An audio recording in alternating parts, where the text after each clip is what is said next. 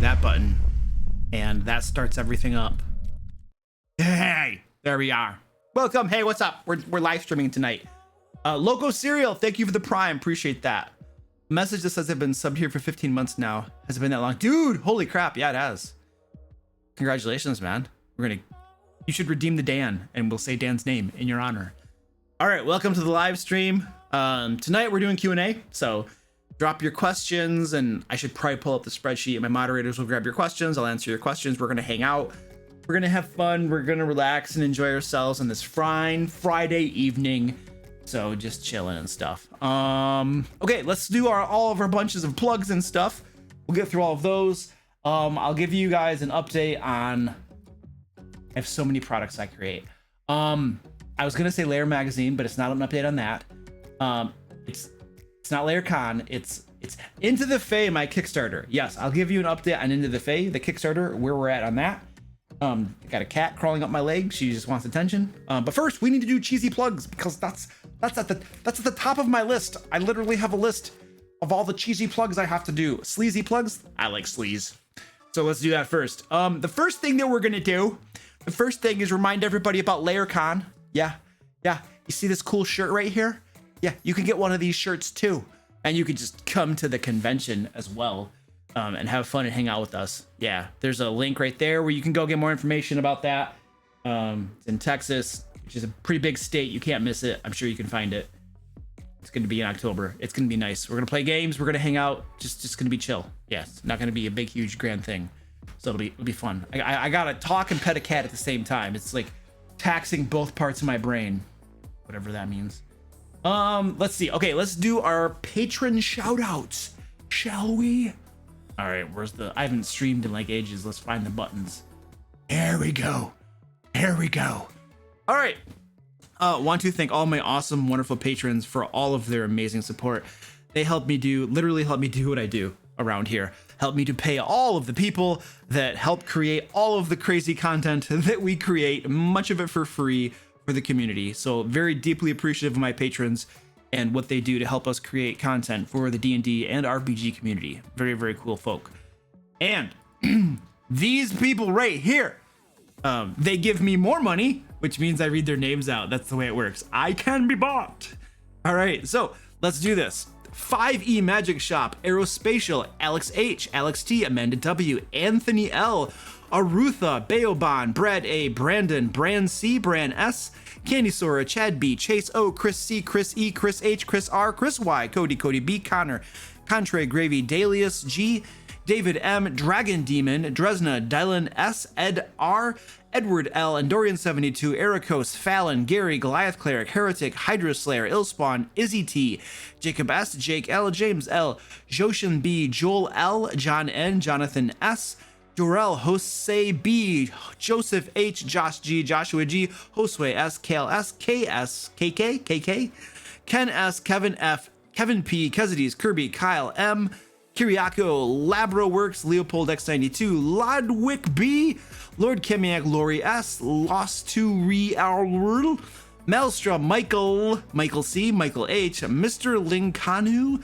Mr. T, Mumbles Not a Bard, Owen D, Patrick A, Paul B, Paul R, Paul Y, Penguin Butt, PRP, published author, Rachel S, Radiance Guardians, Ramsey M, Raslick, Race W, Rebecca K, Renner C, Rob M, Ron H, Ryan G, Sakura, Shane L, Simon, Smash Skull, Snapbragger, Son of a Sofa Man, Sophie M, Stetson H, Stephen A, Stephen F, Tattle Tokens, The Old DM, Talking Napkin, The Pickle, The Casual Nerd, Theta Tag Tiger, 500, Tim Black, Todd M, Tom, Tony, I almost melted, Tony M, Trevor G, Tristan W, Tyler N, Tyler R, Xavier H, Zack, wee, thank you. I did breathe. I breathed when I was like, that was my breathing. Just gotta like, chew it down and swallow real quick. Thank you so much, guys. I really appreciate you. You're all awesome. All right, cool. Got that. Mommy wants attention. What's up, Nicer Dicer? I'm my day so far.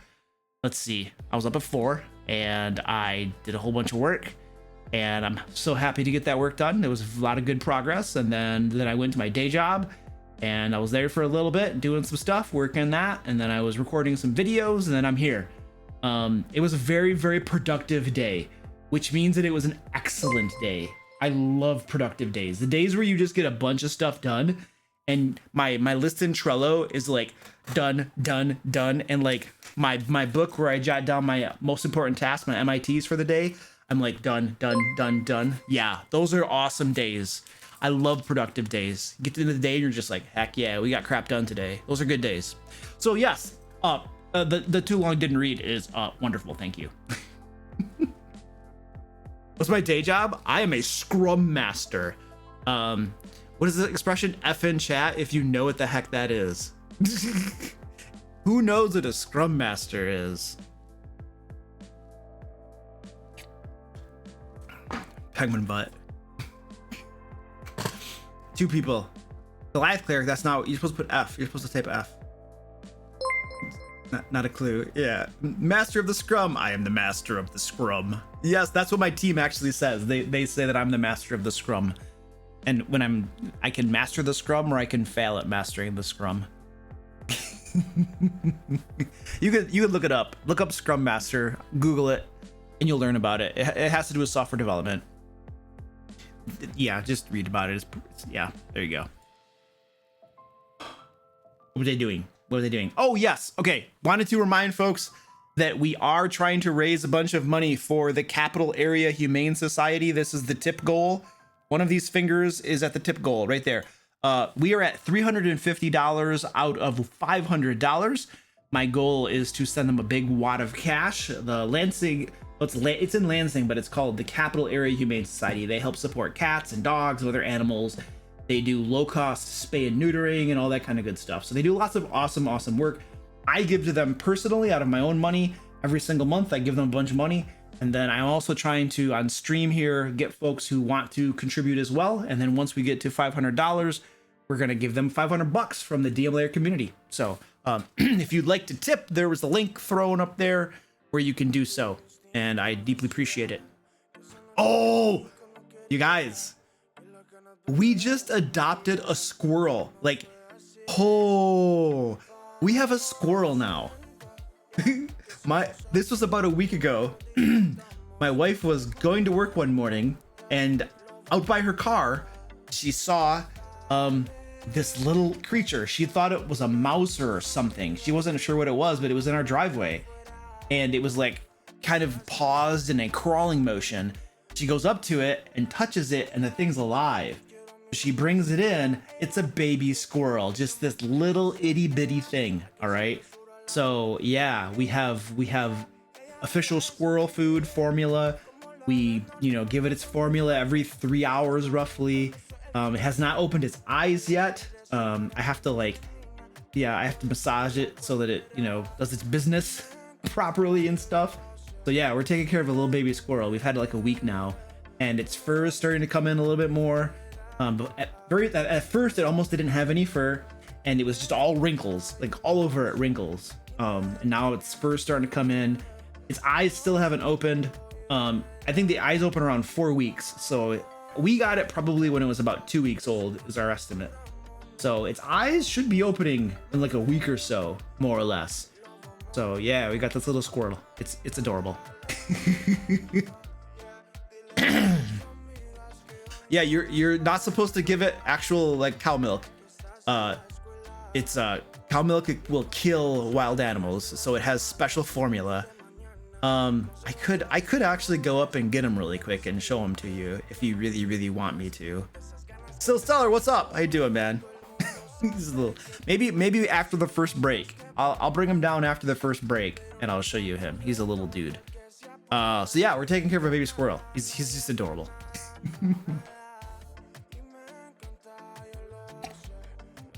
Yeah, he has his own special squirrel formula, literally. It was off Amazon for squirrels and crap. Oh, you real cow's milk from a real cow, not the store? Oh, okay, that's interesting. That's probably a little different than the crap we get at the store. All right, let's do, what are we doing? Q&A or something? I should probably look at the questions. Oh, I was gonna give you an update on the Kickstarter too. Let me pull up my spreadsheet and I'll give you an update on the Kickstarter as well. We should probably get to questions because there are probably some people that don't give a flying crap about me talking about stupid stuff. And they just have put in questions and they're foaming and they're slamming their keyboards up against the walls and screaming at their screens. Like, Luke, just answer the questions. We hate you. And I will answer your questions. Thank you. Thank you for your love and acceptance. I appreciate it. All right. Well, there's only 2 questions, so I guess there aren't that many people foaming at the mouths yet. Okay, update on the Kickstarter. So we now have the digital copies of the PDFs. So when you're doing a book, and you're going to get a book printed, you need to have a special PDF. It's a digital file, but it's a special PDF that's just for printing. So we have that, and then we have the PDF that's for distribution to backers. Both of those are ready for both Into the Fae and the one-shot collection. So right now I have uploaded the print PDFs to my printer, and they are processing those files, and they got to get them all processed and stuff, and then I got to look at the digital files, and then I'm going to order proof copies of both books. And once those proof copies get here, I get to flip through them and make sure they look okay and that they aren't all screwed up. Once I've confirmed that, then I can order like the big mass order of crazy amounts of books and have them go to my fulfillment partner's warehouse down in Florida, and then they'll start doing some fulfillment. So that's the printed stuff, the physical stuff. The digital, no, that's going to take a little bit. That's going to be like, we're not going to be fulfilling stuff probably until October. And I have an asterisk on that as well that I want to address. So that'll start in October. We're looking fairly sometime in October, probably we'll start fulfillment. It depends on how long the printer takes to print the books. I mean, they give you estimates on their website, but you just don't know how long it's going to take. Now the digital stuff, however, you will have in your hands in September. The PDF, the PDFs. I gotta pet this cat. She's going nuts over here. You can see her little head. She's just like, give me attention. The 2 PDFs for Into the Fae and the one-shot collection are done. So I just have to distribute those on BackerKit, and then I have to make the map pack, which has a bunch of tokens that our dude Ed Robinson made for us. Out of all of the artwork, there's going to be little tokens out of all the artwork, digital tokens, as part of the digital map pack, and then obviously all of the maps that go along with the adventures. Those will be part of the map pack as well. I just got to put those together and set them up on BackerKit, and then those will be fulfilled out. You're going to have those probably by the middle of September at the latest, I would imagine. I just got to upload some files and do some stuff and then fulfill it. So you're going to have the digital stuff very, very soon. That is imminent. The print stuff is going to take a bit longer because it's physical crap and it takes longer. The caveat, I just spat all over my desk. The caveat is if you live in the European Union, you're screwed. If you're in Europe, or Britain's in Europe, but it's not part of the European Union, I think. But if you live in those countries, yeah, there's gonna be some delays. I'm just gonna tell you right now. Apparently, Europe has decided that they don't want to have any interactions with the rest of the world, and so they have passed laws and import taxes and all of these complicated rules around importing products and VAT taxes. There is just and it's gotten worse too. It was complicated before, and they've done some things apparently to make it even more complicated.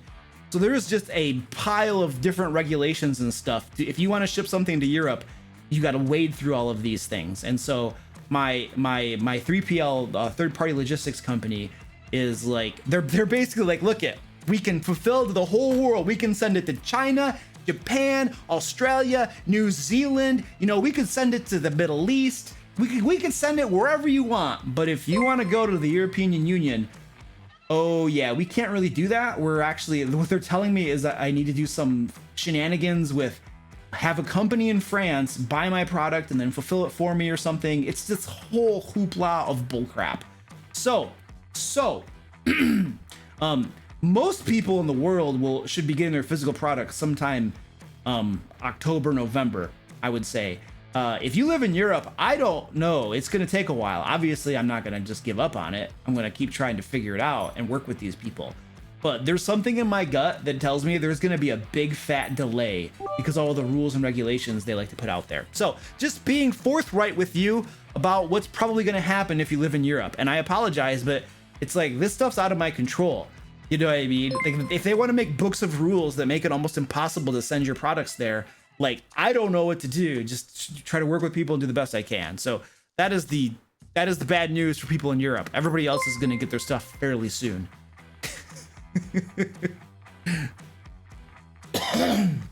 Obviously, if you got the digital stuff and you're in Europe, you'll have the digital product. That's not a problem.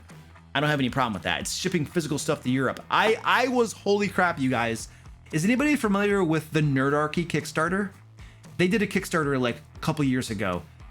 They had a book. They had a book that they were doing, and then also a convention. The convention is, who knows when that'll be. But the book they were doing, I looked at some of their updates, and somebody can correct me if I'm a little bit mistaken about this, but it seems like, according to what I read on there, it took them almost an extra year to get stuff to Europe because of all of this kind of stuff. Like what I saw on there, and I could be wrong. If I'm wrong, please correct me because I might have misread it or something. But it seemed like most of the stuff got fulfilled like a year ago, but it took up until not too long ago for them to get stuff finally to Europe or something, is what I was reading on there. I pray that doesn't happen to mine, but I don't know, man. We'll see what happens.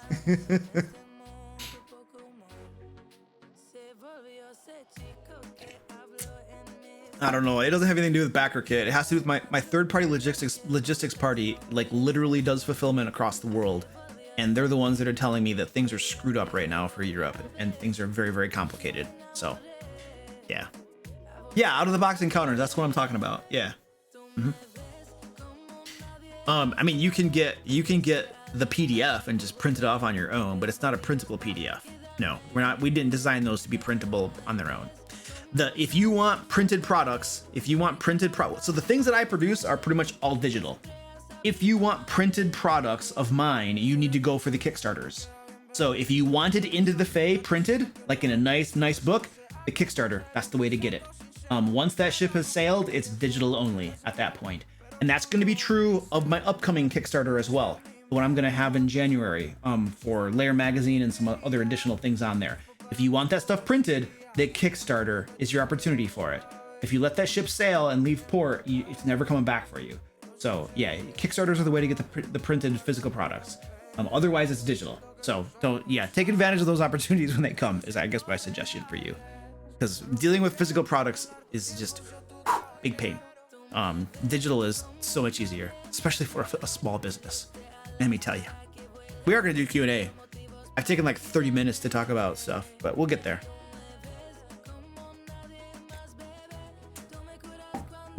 As a European and a Spaniard, I think we should blow up the continent and get into Asia or Africa. Who's with me? Printed content is expensive to produce and it is prohibitive to keep going for an extended period of time unless you have large distribution. Printed content is insane. If I were to print books and if I were going to have physical content, physical books, this is what I would have to do. All right. As a small company, as a very, very small company, Squeaky, quit biting me. I would have to order the books from a printer, get them made, and then they would have to either come to my house and sit at my house for me to ship them out if and when somebody orders them, or I could send them to a consignment company, a third-party logistics company. It could sit in their warehouse. I could get monthly charges for holding my stock. And then when somebody does order something, I send the order to them. It might be automated to some extent. And then they ship it to somebody and they will take some off the top, obviously, as a shipping charge and all this kind of stuff. So yeah, for me to just keep inventory on hand just in case somebody orders a physical product is crazy cost prohibitive. Way not good for a small business to have to do that. So that's why the physical stuff, if you want physical stuff, the Kickstarters are when that opportunity is available. Because then it's much easier to do it because guess what? I get paid in advance from Kickstarter to actually go make the products that I know people want. as opposed to taking a risk, printing it in advance, and holding on to inventory and tying up capital on something that may or may not get sold. That's super risky. It's a big old fat pain in the butt, and there's probably not a whole lot of profit wrapped up in that compared to digital products. So it's just not a wise route for small businesses, in my opinion. Well, at least from my point of view. So anyway, my basement will be filled with boxes. Yeah, and if my basement were filled with boxes, then I would have to take the time to ship them out. Which means if I'm taking the time to ship out physical products, guess what I'm not doing? I'm not doing live streams. I'm not making more content for my website that's free. I'm not making YouTube videos. I'm not working on Layer Magazine. So if I'm shipping out physical products, there's a whole lot of other things I'm not doing. It's the 80-20 principle, right? What are the things that I do that contribute the most value to other people and to the business? And what are the things that contribute the least amount of value, right? And you have to focus on the things that contribute the most amount of value. Otherwise, your time is going to be sunk on these small rocks, you know, that don't move the needle, and then you don't have time for the big rocks that do move the needle on things, you know. So yeah, just a bunch of that kind of stuff. Put the cats to work? Yes. Put the cats to work. Oh, we have some shout. Okay, well, we have a whole bunch of people here. Okay. Penguin Bot, 14 months. Yay! Thank you for the Prime. I appreciate that. Ezaith, thank you for the tier 1. 2 months. Thank you so much. Iron Lord, tier 1 for 8 months. Thank you, dude. You're awesome. So glad I found you on YouTube and Twitch. Well, I'm glad to have you. You've been here for a while too. Dude, I know your name. Mr. Crinkle, gifted 2 tier 1 subs. Thank you so much, Mr. Crinkle. Appreciate that. Action Jack, thank you for the Prime. Iron Lord 79 gifted 1 tier 1 sub. Thank you so much, dude. Tiger 500 cheered 500 bits. Thank you. Appreciate that. Nithrius, thank you for the Prime. 8-month subversary. Hope you're feeling well, Luke. I am feeling pretty good right now. Thank you. I appreciate that. Sajia, hello. Thank you. 6 months at Prime. And then C. Zachary, Prime for 9 months. Thank you so much. I appreciate that. All right.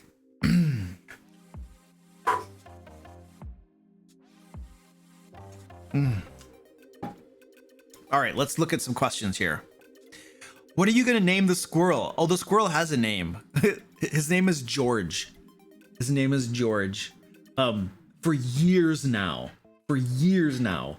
every time my family sees a squirrel outside, we call it George. Usually we're driving and the squirrel is like, you know, am I going to run out in the road or not?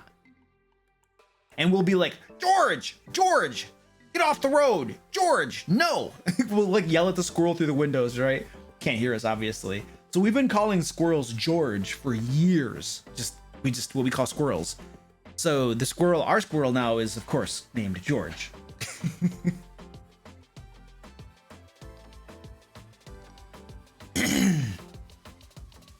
My party decided to kill the head of the world's Assassin's Guild. How'd they do that? That must have been a crazy mission. Oh, they decided to. They haven't done it yet. Okay. And they are saying I am being unfair for having the guild having a bounty on their heads and trying to kill them. Well, they're morons. I think it's reasonable for their actions. Wait, did they actually succeed in killing? Okay, first of all, your players are morons. Okay, like seriously, it's the Assassin's Guild. It's the Assassin's Guild. Either you're going after their leader and they have spies and stuff who have found out that you're trying to do it, or they actually killed the leader. In which case, either case, the Assassin's Guild, of course, is going to have a bounty on their head. Are you kidding me? And it's probably going to be a big bounty. And it won't be a kill them and bring their heads back. It'll be bring them back alive and we're going to torture them for a while type of bounty. So yeah, that my advice, I don't know what my advice is. Your players are being morons. They're like, of course they're going to have a bounty on your head. What do you think's going to happen? It's like, come on, if you do something crazy, okay, let's pretend there's I don't know, whoever owns Google, right? Like, you really think that you're going to go knock that person off and then not have crazy crap loads of like law enforcement after you and be on like a #1 wanted list and stuff?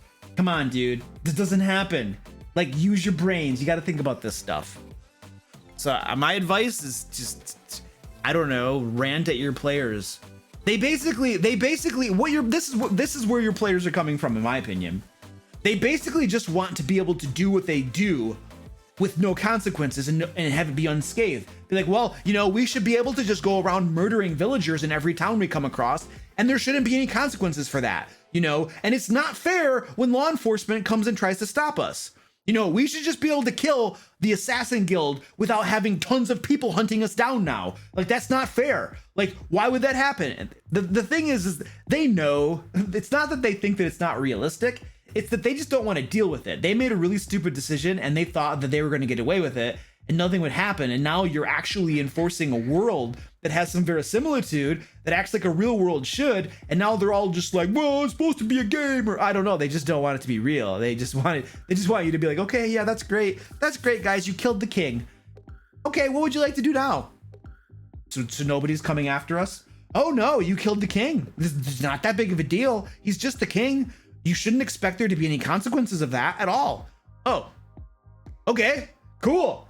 Like, what do they want? You know? Yeah, I don't know what to tell you.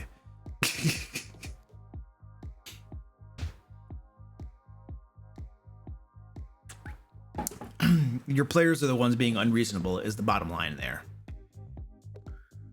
How much coffee is in the cup? Is it empty yet? What kind of question is that? There's about 5 ounces left in the cup, and no, it's not empty yet.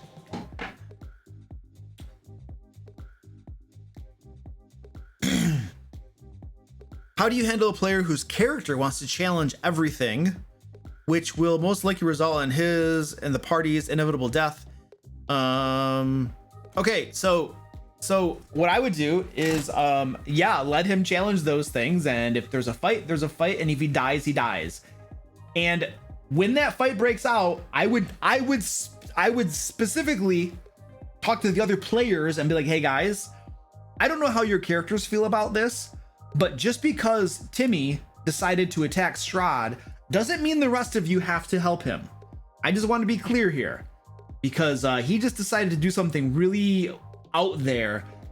If you guys want to sit back, you're welcome to sit back, because Timmy just threw his hat in against Strahd and he's level 4. So I would let him, dude, this is like the thing, man.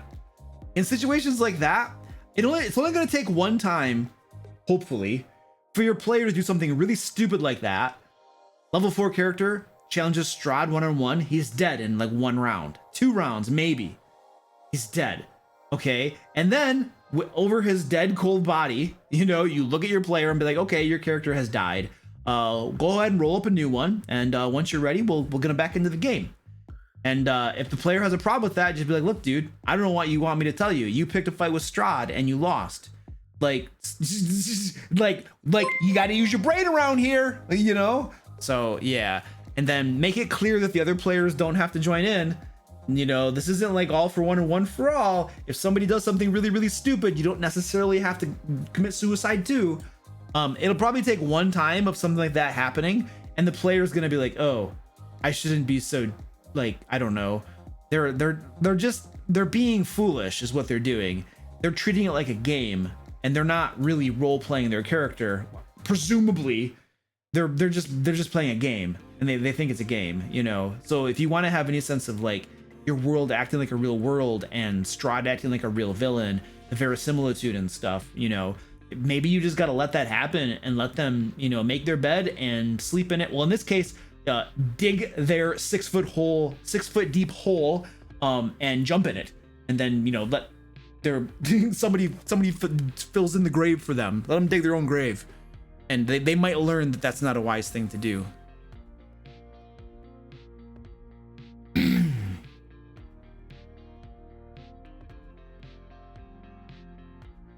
If that's how he designed his character, then that's his fault. You can't be like, that's what my character would do. Like, I designed my character to challenge everything. Therefore, as the dungeon master, you should give me special clemency. No. You designed your character that way, knowing full well that it would be a problem. Well, guess what? You get lots of problems, and one of them is going to kill you. There, your character's dead. That's what happens to people who challenge everyone. Like, are you serious? Try this for an example. just start walking around your town, your hometown, or wherever you are, a big city or something, and challenge a lot of the people you come across. Guess what? Eventually, you're gonna run across somebody who's just gonna either slug you or pull out a weapon, and then it's gonna be all over for you. You can't just walk around challenging everyone and expect nothing to happen. It's not realistic. So if you design your character that way, then you're asking for trouble, and trouble will find you, and that is realistic. It's just the way things work. So you can't use "that's what my character would do" excuse. Like, if that's what your character would do, okay, great, that's fine. And guess what my NPCs would do? Well, in this case, Strahd, he would just kill you. So yeah, yeah. You can't design a character that way and use the "I'm just role playing my character" excuse. You have to accept responsibility for how you design your character. Like, you know, you have to. All right.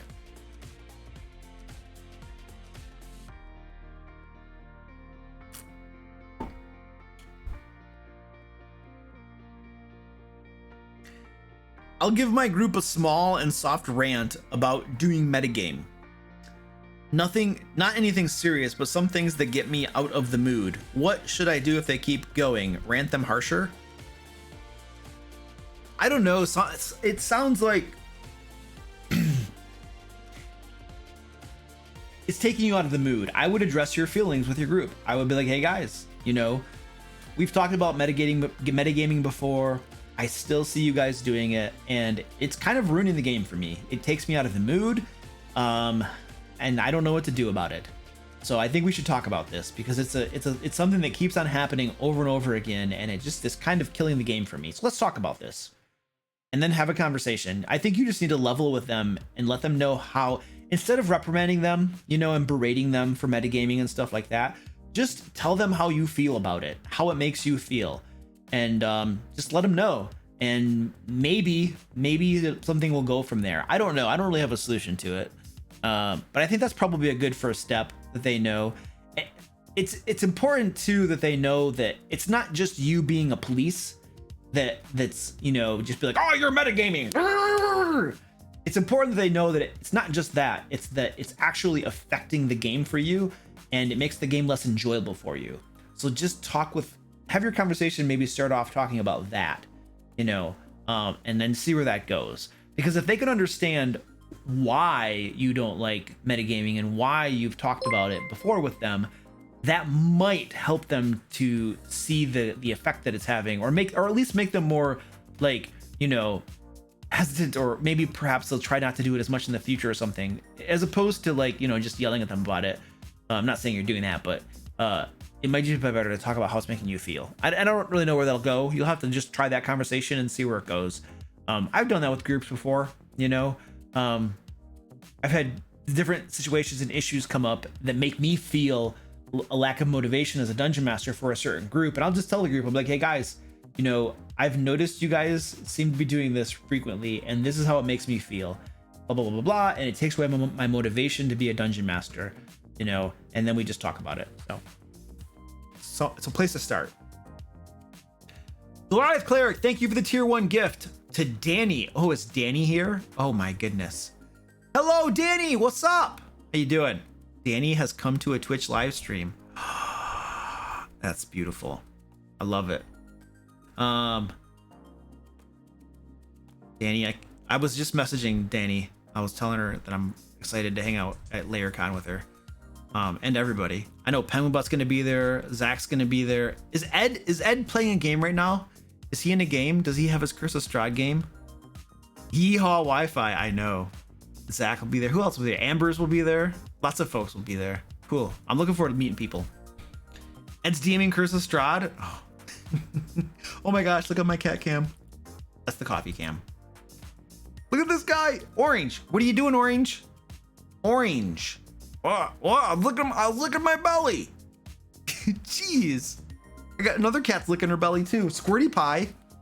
Squirty Pie is right there. She's licking her belly too. We got 2 cats licking their bellies. They're all waiting for me to give them snack. That's what they're doing. The squirrel runs the wheel for the Wi-Fi. Yeah. All right. Where did you get that awesome DM screen that you use in your YouTube videos? That is from Hero Quest, the original version of Hero Quest that they made in the 80s or 90s or whenever Hero Quest was made. So I don't know that you can get that anymore. You could probably go on eBay and find one of those board games, but it's definitely going to be fairly expensive. It's probably considered a collector's item, but that's where I got it from. My Hero Quest game has been used very, very well. It's not a collector's. Oh, I see a question in red. I have to answer those.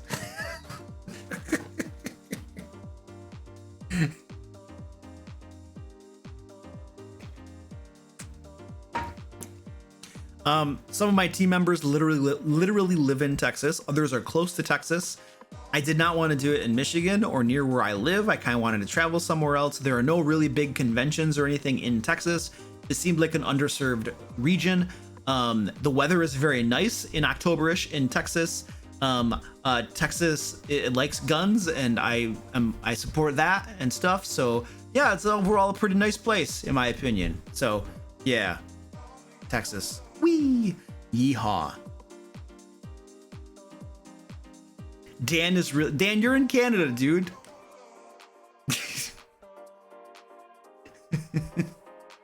Everybody, it's funny. A lot of people ask me why Texas. Every time I tell them I'm going to do a convention in Texas, they're like, why Texas? You know, because nobody does conventions down there. Everybody's like, let's do it in the East or the West or something, and let's do it in these big, huge cities and stuff. Yeah, so it's gonna be really crowded and you can't find parking and stuff. Yeah, let's do that. I'm like, no, thank you. Thank you, no.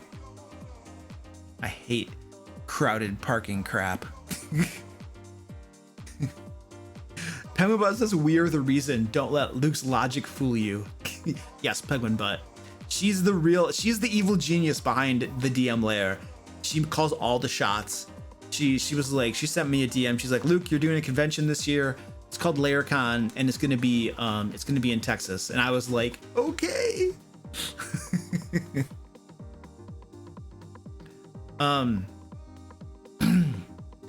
Any tips on creating horror in a campaign? I'm running Curse of Strahd in a month, and I want to make my players scared. I don't know. Horror. I mean, obviously, I'm running a Curse of Strahd game right now. I'm probably doing an okay-ish job of making it somewhat horrifying for the players at certain points. Not always, obviously. My style of game is not totally. Yeah, I don't know. I just don't know off the top of my head, honestly, like what I do to make things terrifying or horrifying in my games. I try to do. I don't know. Some of this stuff I do reflexively or naturally, and I don't think about it a whole lot. And so when somebody asks me how to do it, I have to like think about it and then process it. And I don't know that I have a really ready answer right now. How to make things horrifying. Yeah. I'd have to think about that one. We're gonna let that sit there. Let that sit there. Oh, you're gonna smuggle Dan down to LayerCon?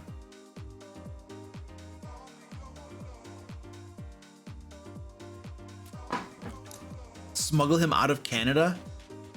As long as he brings bacon. If he brings bacon, if we could smuggle him with bacon, I would support that.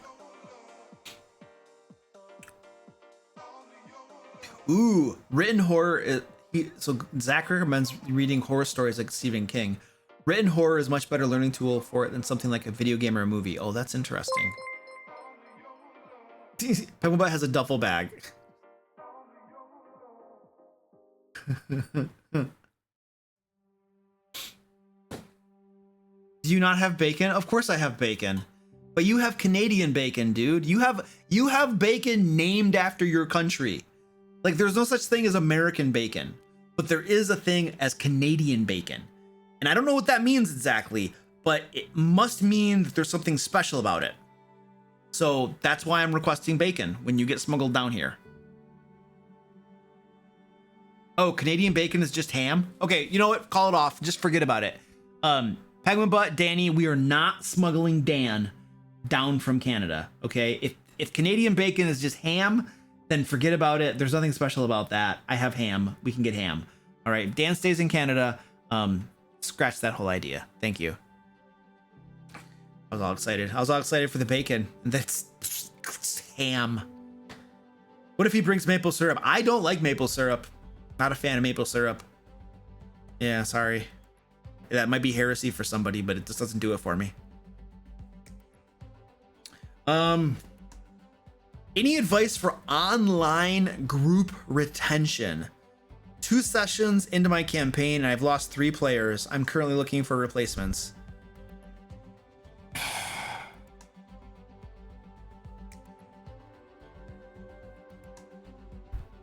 I have an answer, but I don't think you're gonna like it.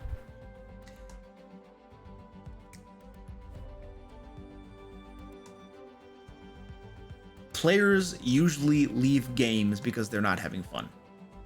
For some reason. There's something about it that they aren't enjoying and they aren't liking. And that's why they leave games. Sometimes real world scheduling things happen, yes, okay. But if you have players and after just a couple sessions they leave, then there's something, they weren't enjoying the game, they weren't having fun. That would be my gut inclination as to why players leave a game. There are other reasons they might be leaving, yes. But if you have a very, very high turnover, like historically, if your turnover is historically fairly high, then it probably means that they're leaving the game because they're not enjoying the game. That would be my gut inclination, and it's not an answer a dungeon master wants to hear. But sometimes the problem, the issue, the thing at hand isn't the players necessarily. Sometimes it's the dungeon master. You know, sometimes we need to improve, get better, make our games more enjoyable or something. But it could also just be a bad fit too. It could also be a case of game styles being different or something. That's always a possibility. But I would say in general, if any game master is finding that they have a very high turnover of players that are constantly come in, they're there 1 or 2 sessions and they leave, and that happens a lot, then it probably has something to do with you as a dungeon master, and you need to level up your games a little bit and make things more enjoyable in one way or another so that players want to stay and they want to be in your games. Now, if historically this hasn't been a problem for you or any other dungeon master, and this is just a fluke thing that happened, usually your players stay for a while and they just happen to leave, well then, it's probably just a fluke and you shouldn't worry about it and just find some replacements and keep on going. So there are some things to think about, some things that probably some of us don't want to hear, but I'm not gonna mince words. That would not be doing anybody any favors. I do think though that online games are less personable. You get a lot less personal connection with people when you're playing online than when you do in person. I can tell you from my experience of having a game that's in person and then online, same group of players, same people involved, playing in person is way more fun than playing online. Same people, all same players, same dungeon master, more fun in person, less fun online.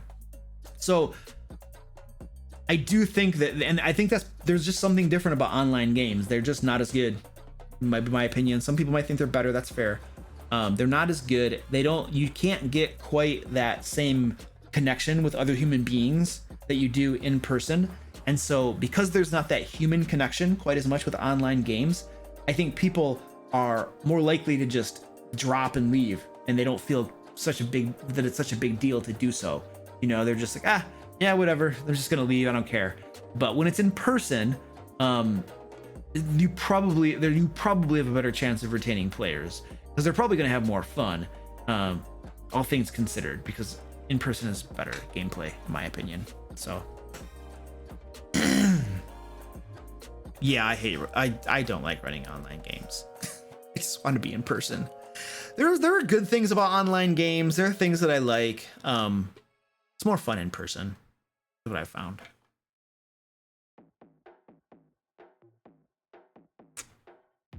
I have one game that'll always be online, and then I have another game that we're actually going back to in person next weekend. I'm so looking forward to pizza. I've been talking about my players buying me pizza because I'm the dungeon master. I've been talking about them doing it as a way to just say thank you to me for being their dungeon master for so long, and I've been saying it over and over again all the time, and not to them, but like on streams and stuff. And I hope is that they'll just give me some pizza. It's like, that's all I want. I don't want you to pay me. Just give me pizza. You're still waiting for the pizza. Pemba says, Luke, we're going to get you pizza when you come here for the con. Oh, you are awesome. Thank you. I appreciate that. Hey, Zack, what's up, dude? This is 𝐑𝐄𝐒𝐿's Zack. Wait, is your name Zack? I have too many people that work for me. Yeah, Zack. But you spell your name differently. Hey, 𝐑𝐿's, by the way, I think I spell your name differently like almost every time I write you. I think sometimes I do ZAK or ZAC. Sometimes I do ZACK. Sometimes I do ZACH. I just do a whole bunch of different variations of it. I don't know which one is correct. Please don't quit. I have problems. Pizza's currency. Yeah, it's currency.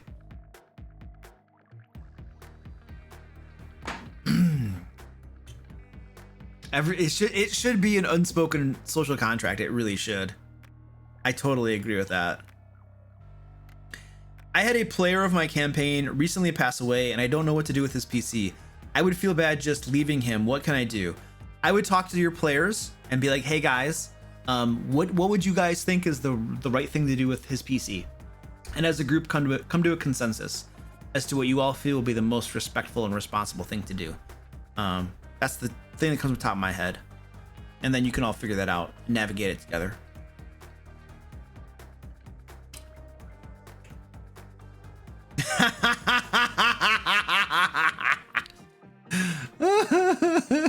That's a great question. Oh, but wait, before we answer that question, let's cut to a commercial break. Actually, we're gonna do our cat strike. My cats have been staring at me for a long time. I have lots of cats staring at me. By the way, have I plugged LayerCon yet? Not LayerCon, Layer Magazine. Yeah, have I plugged that yet? We're gonna do a cat strike here, but I think I forgot to plug Layer Magazine. Layer Magazine is a monthly publication that all DM Layer patrons get every single month. It's full of high quality, literally, seriously high quality resources. The resources we publish in this thing are top-notch, good resources. Things like new monsters, magic items, puzzles, traps, tons of different things in there for game masters. They'll reduce their prep time, improve their games. 5th edition adventures that come complete with maps for virtual tabletops. Lots of really, really awesome stuff in there. So every month my patrons get this. We actually just dropped the September, is it September now? Yes, we dropped the September issue yesterday. It is fresh out of the presses. So go check that out. Lots of cool stuff to use in your games. And now with the sleazy plug over with, we're gonna do the cat strike. And I'll go get my squirrel too. I'll show you my squirrel, my pet squirrel, right after the cat strike.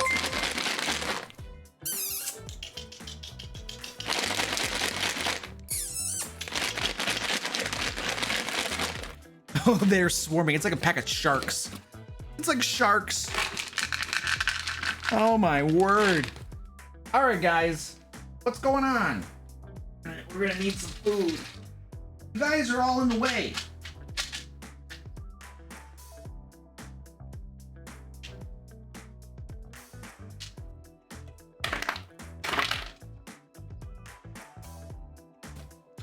Whoops. They'll eat that lid. I'll be right back.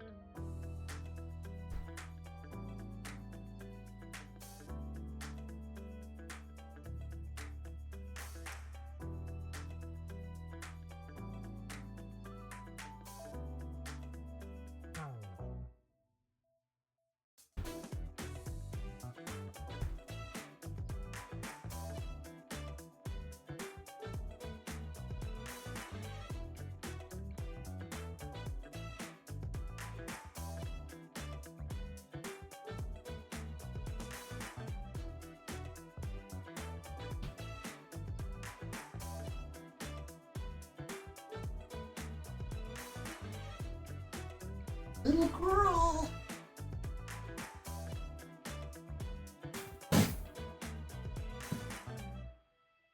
Oh. Oh, these cats. Wow.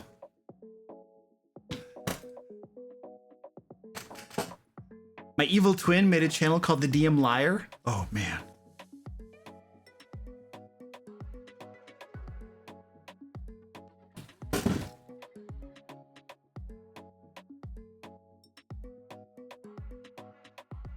Hello, daughter. Careful, don't go on camera.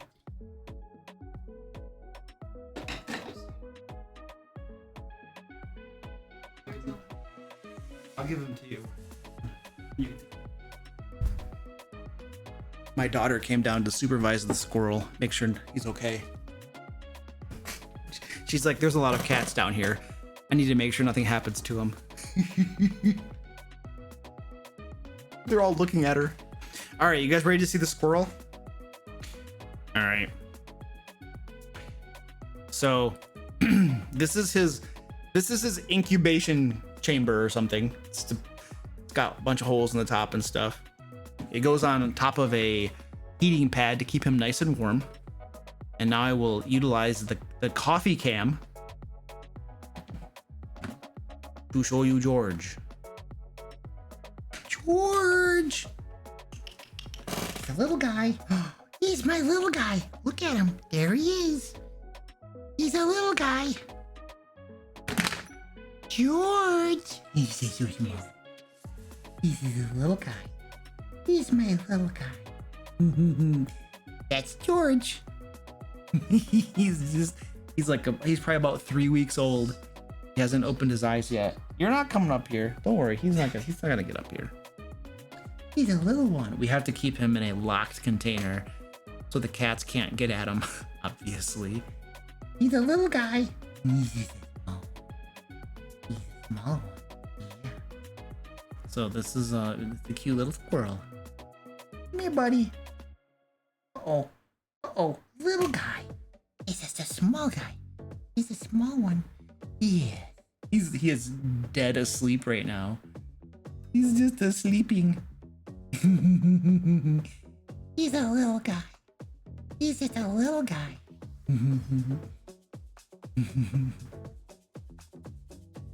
He's just a tiny one.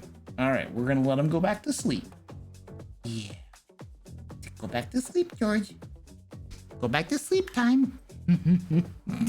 He's like, hey, where's my blanket? Where's my blanket? There we go. Put your blanket back on.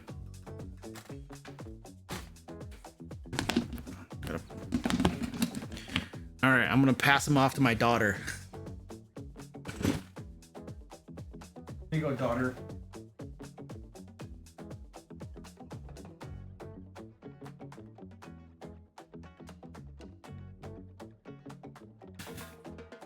So that's the little tiny squirrel. The little baby squirrel. Can we get a squirrel emoji? Yeah.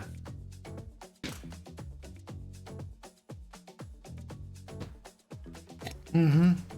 Yeah, they get cold. We have to keep like I said, a heating pad goes underneath his plastic bed container so that it keeps him nice and warm all times. My daughter and I went camping like this last weekend for 3 days, and we took George with us, and we had little hand warmers in there to keep him nice and warm, and we're feeding him every 3 hours and stuff. So George went camping with us. Squeaky's always jealous. He always wants attention. We feed him with something called the miracle nipple. Not an eyedropper. You're not supposed to use eyedroppers because it's too much liquid at once and it can asphyxiate them. At first we used a little syringe used for administering medicine from like a vet, and then we have something called the miracle nipple. Look it up on Amazon, and it's for feeding small animals like that. But you don't want to use eyedroppers because it's too much of a liquid at once. They can asphyxiate, which means the liquid goes into their lungs. It's not good. All right. It's a big word. I used a big word. Look at that. I know how to speak.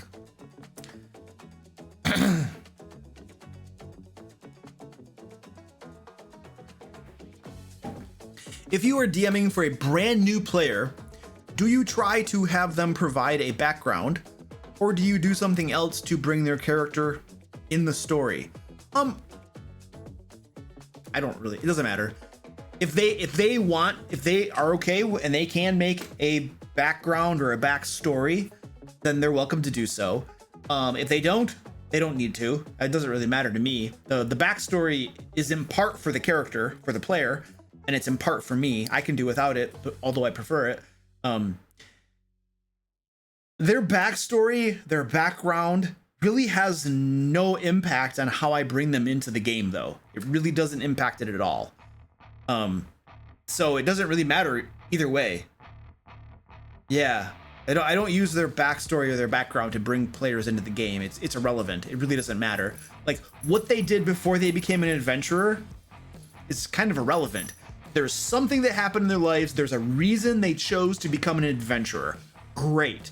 Now they're an adventurer, and they're looking for other adventurers they can adventure with, because adventuring life is very dangerous and groups are more likely to live. So they're looking for a group. Whatever their motivations are, whatever their whys and hows and hitherfores, that's for them to role play. That's great. But all that really matters is they need a group. They found a group. There you go. Now you're playing together as a group. So, yeah, it's fairly straightforward. Something floating in my face. I've got a new player who wants to try out playing in this Saturday's session. Should I give him a character at the same level as the rest of the group, 4th level, or start them at a lower level like 2nd level? I don't like starting people out at lower levels.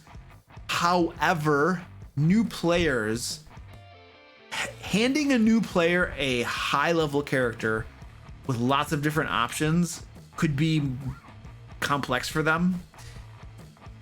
But it's just 4th level. It's not that complex.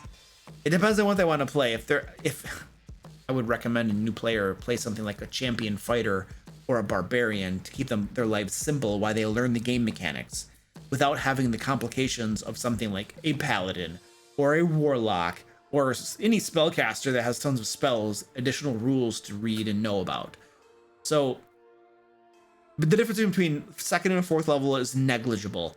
I might just ask the player, be like, hey, would you rather start at level 1 so that you can kind of experience your character growing and then get used to some of his abilities? Or would you just rather start at level 4 with the rest of the group? Now, if the group were a higher level, if the group were like level 10 or something, and I had a new player, then I would almost assuredly not start them at level 10. That would probably just, it might be information overload. But here's the thing though. Not every player is the same. Not every new player is cut out of the same material. There are some new players that are so gung-ho and fired up that they already have their character handbook. They're reading through it. They're learning the rules. They're really into it. When you have a player like that, my hesitancy at starting them at higher levels and stuff kind of goes away, because I know they're going to do their homework. I know they're going to read up on stuff, and they're going to be ready. So I'm not so concerned about a player like that. But when you have a player who's a new player, but you can tell that they're kind of casual about it, they're probably not reading the player's handbook. They might not even own a player's handbook, and they're just going to come and play and hang out, and they're just kind of along for the ride, but they're not really driven to learn the game. Players like that, they're not going to do their homework. They're not going to read the player's handbook. They don't even have a player's handbook. They're not going to learn what the spells do. They're not going to learn what their abilities are going to do. You're going to have to handhold them through the game. So you have two polar opposites there. The dude who's just like gung-ho, and the one person who's just kind of there for social hangout, and they're not going to do anything on their own, and you're going to have to just take a year or two for them to actually learn how things work. I had a player like this. She was there along for the ride, and you had to kind of handhold her every game session, and it took her like a couple years before she started to catch on to some stuff, and I was like, okay, I mean, yeah. So you have different types of players, and it depends on which one you got. So I don't think there's a right or wrong answer. There could be a painful answer and a simpler answer. Yeah.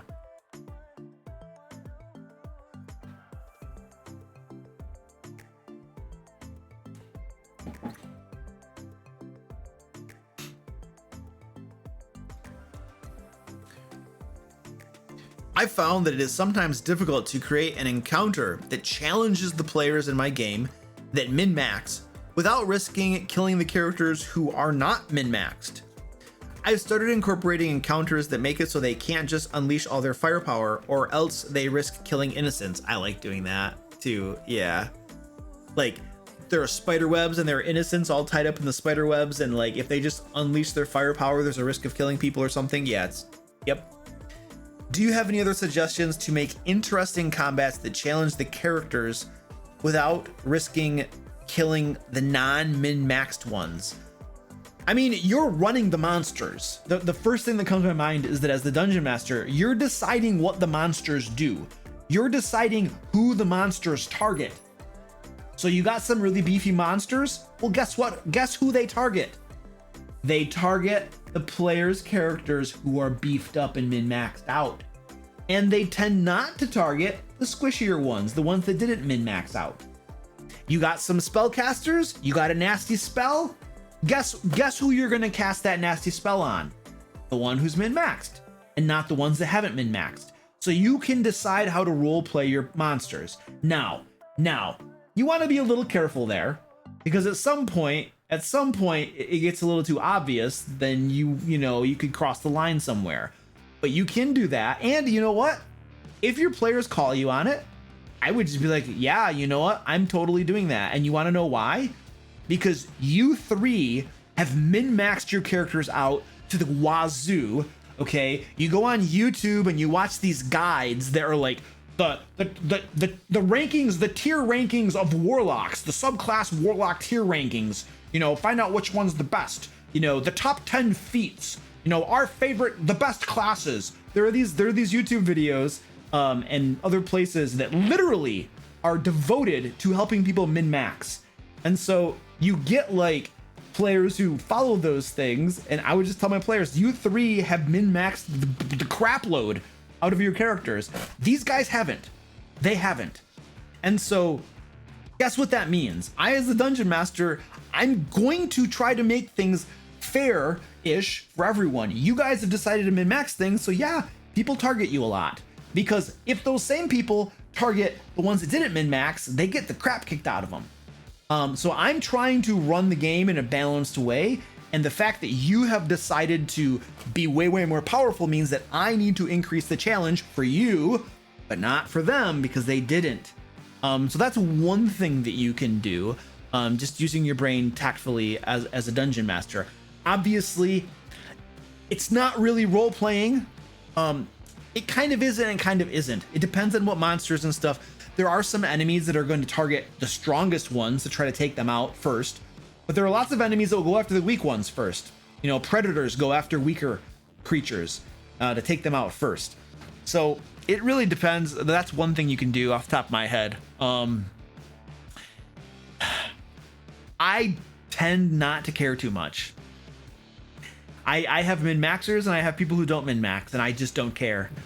I put encounters out there and I run them without even considering who can take it and who can't. And I as the dungeon master expect my players to work together as a group, as a team, and to overcome those challenges together. Now, does that mean that there are some characters who are constantly falling to zero? Yeah, I think so. I think in my Curse of Strahd game and probably my Ancient Dragon game, there are probably characters that go to zero a lot more than other characters. Now, is that because they weren't min-maxed out? Not necessarily. It could just be because they're the tank and they're in the front line and they get hit on a lot, and so they go down to zero a lot. But I tend not to worry too much about whether somebody has min-maxed or not min-maxed. I just make my encounters and I run the game. I expect my players to figure it out.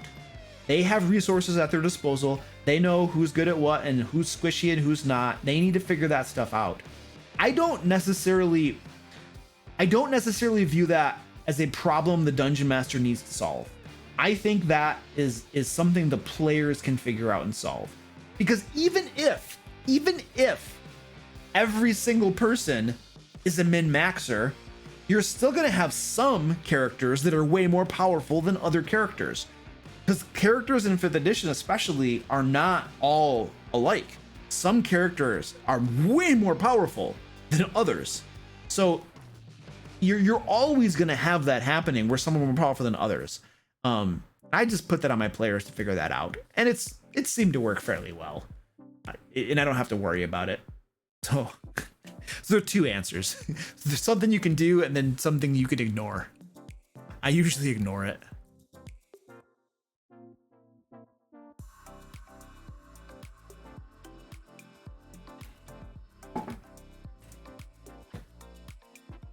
My DM has made it clear he does not like the party's paladin because the paladin does not act how he thinks a paladin should. The DM is targeting that player. What should me and the other players do?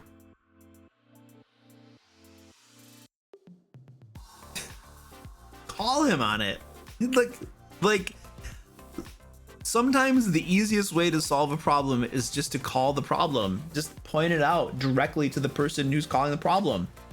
Hey, Dungeon Master, we know you don't like his paladin. We know you think he's role-playing his paladin wrong. We know that you think that's not how a paladin should be playing. And we can also see you unfairly treating him and unfairly targeting him because it seems like you are upset with him and want to punish him. And we kind of think that that's kind of garbage, man. Like, why? We don't like that. Like, why do we got to be doing that? Just call him on it. This is what we observe is happening, and we don't like it. Like, can this stop?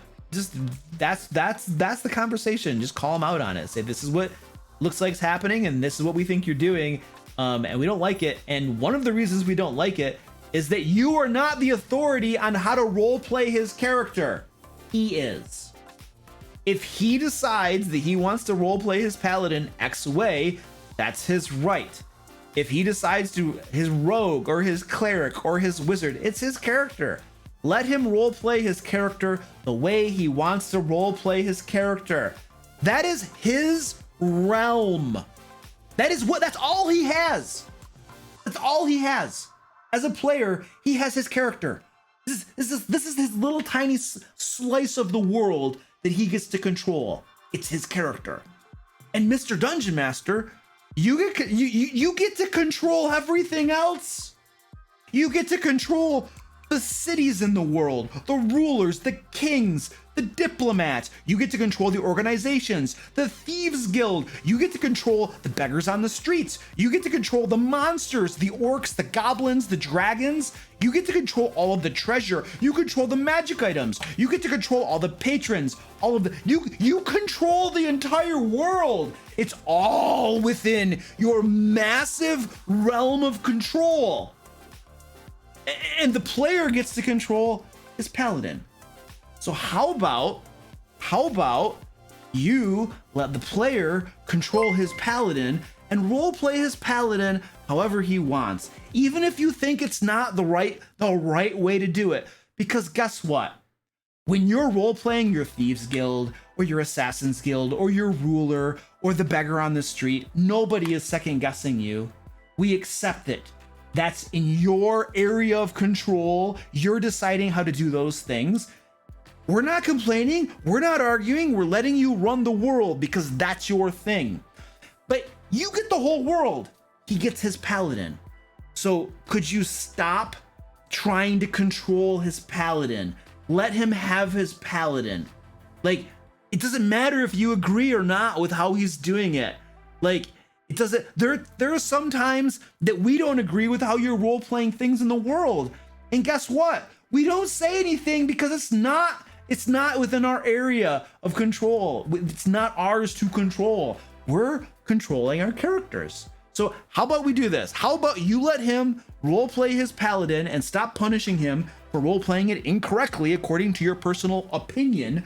And you know what? We're not gonna question all the different things in your world that we could question, that we think are questionable. We're gonna let you be, you let him be, and we all roleplay the things that we're supposed to be roleplaying without imposing upon others our opinions on how things should be done. And then we're all gonna be a whole lot happier. How about we do that instead? So that turned from a reasonable conversation into a rant. I would go the route of the reasonable conversation first and hope that helps resolve things, because if you rant at the dungeon master, things probably won't get better.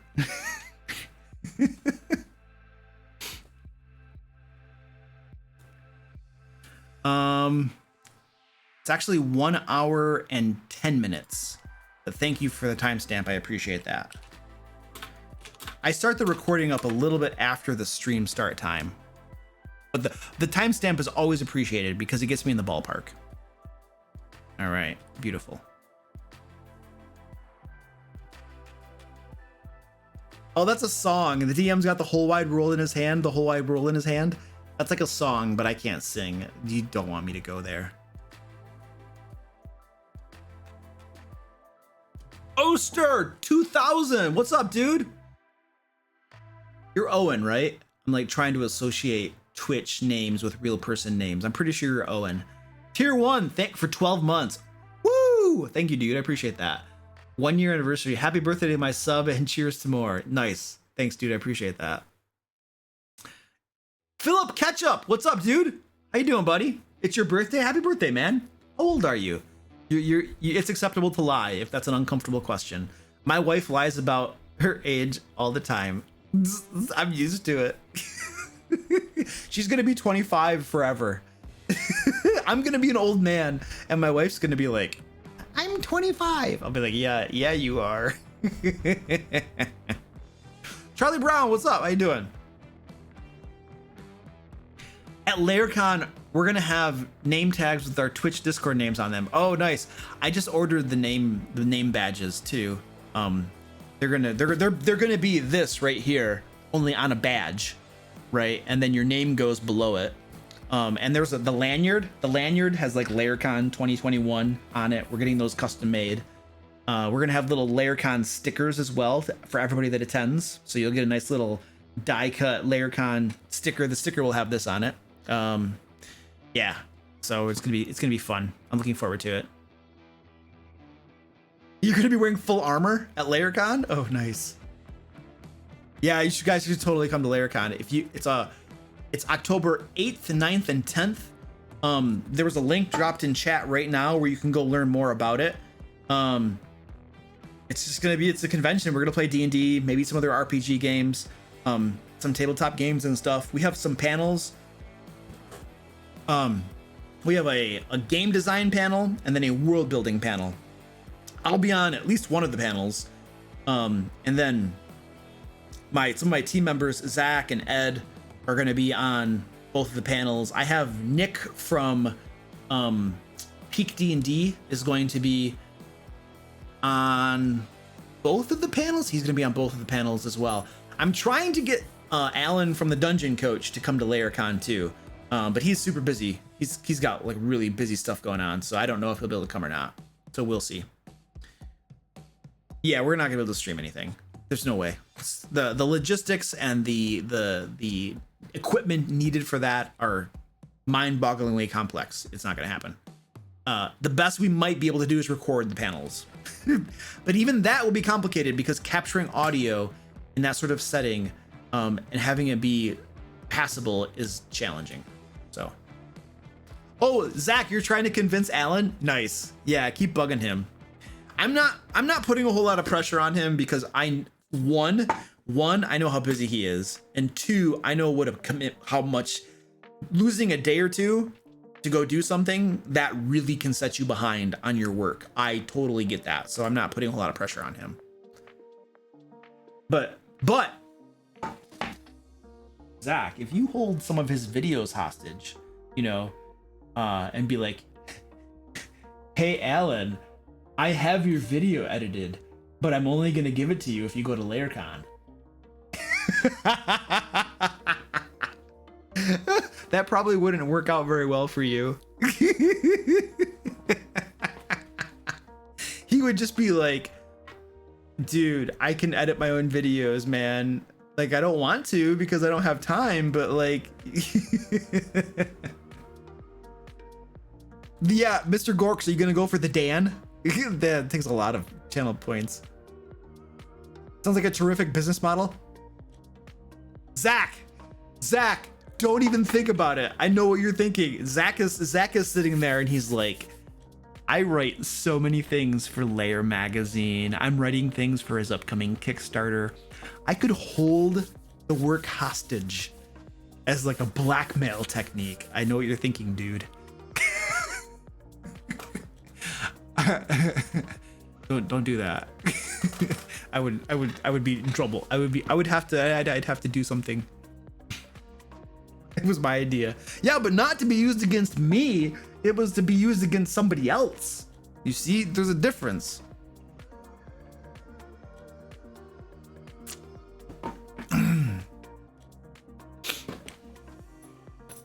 All right. Do you withhold cookies from them? Yeah. All right. Next question. Had my first DM session last week. Unfortunately, I had to railroad my players. You didn't have to. You never have to, I don't think. Because they were supposed to be knocked out. No, why were they supposed to be knocked out? Who designed that they were supposed to be knocked out? Why were they supposed to be knocked out? Are we playing a game? Are we writing a situation? Or are we writing a story where things have to happen a certain way? So I haven't read the question yet. We're already getting into taking away agency. We're already starting to write a story because something is supposed to happen. So the person running the game, presumably the dungeon master, is deciding that something is supposed to happen. They're writing the story in advance. They're determining events in advance. All right, so we're into dangerous territory already, and I'm like not even a full sentence in. They were supposed to be knocked out in an encounter to be transported to a different part of the country. It's always dangerous territory when something has to happen because something else has to happen, right? We're not, as dungeon masters, game masters, we shouldn't be writing stories. We should be putting forth situations, and we don't know what's going to happen. So we are railroading. This is definitely railroading. There's no doubt about it. You're making things happen that must happen because you have a vision for what the game needs to be, what the story must be. It's definitely railroading, 100%. There was no obligation, I must say, on the part of the game master to do this, though. They decided to do this for reasons. I haven't got through the question yet. My question is, should I have just started them in prison to begin with? Or was it presumptuous to make a hard, impossible fight to begin with? I don't know that I like your two options. I'm gonna tell you what I think you should have done. I feel like game masters should design adventures. They should design them as situations that don't have any forced, there aren't anything that must happen. It's a simple situation. It's something that you encounter in the game world. And as the game master, I have no idea what you're going to do as players, how you're going to react. I have no idea what the outcome is.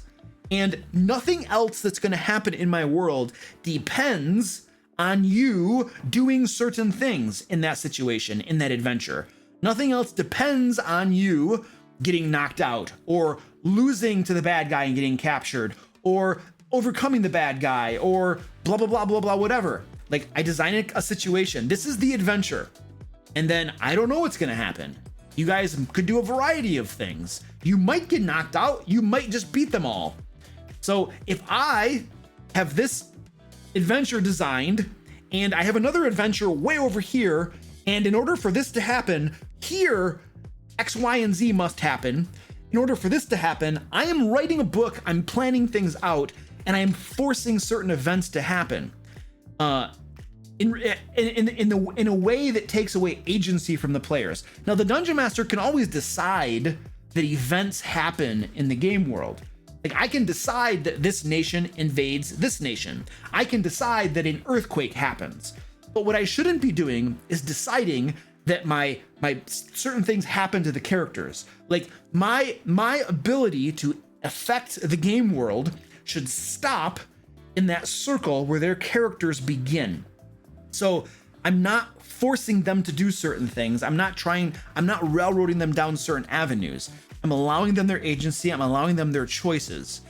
So if I have something happening in a different part of the world, then I should not rely upon them getting knocked out or something to be able then to get taken captive, let's say, and get transported to that area of the world where they can wake up in prison.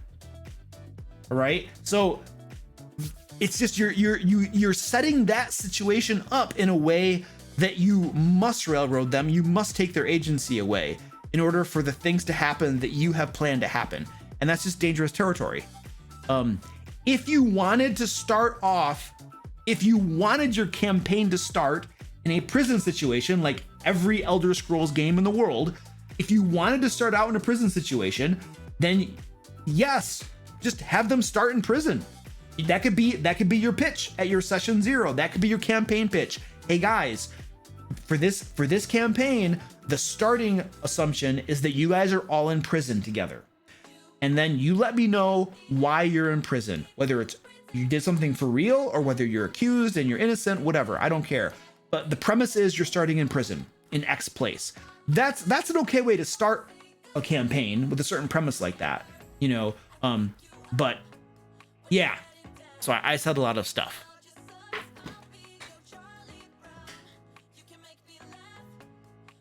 I don't know if I answered the question.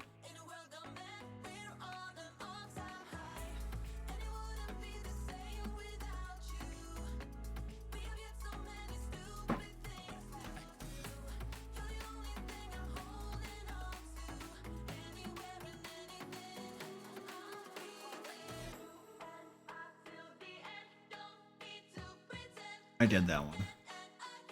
Oh yes. We are trying to raise money for the Capital Area Humane Society. We have a goal of $500. We're at $350 right now. If you are so inclined, you can donate money. There's a link right there where you can tip. Once we get to $500, we're going to give them a bunch of money. So they do lots of awesome things for cats and dogs and all that kind of stuff. So I'm trying to raise some money for them.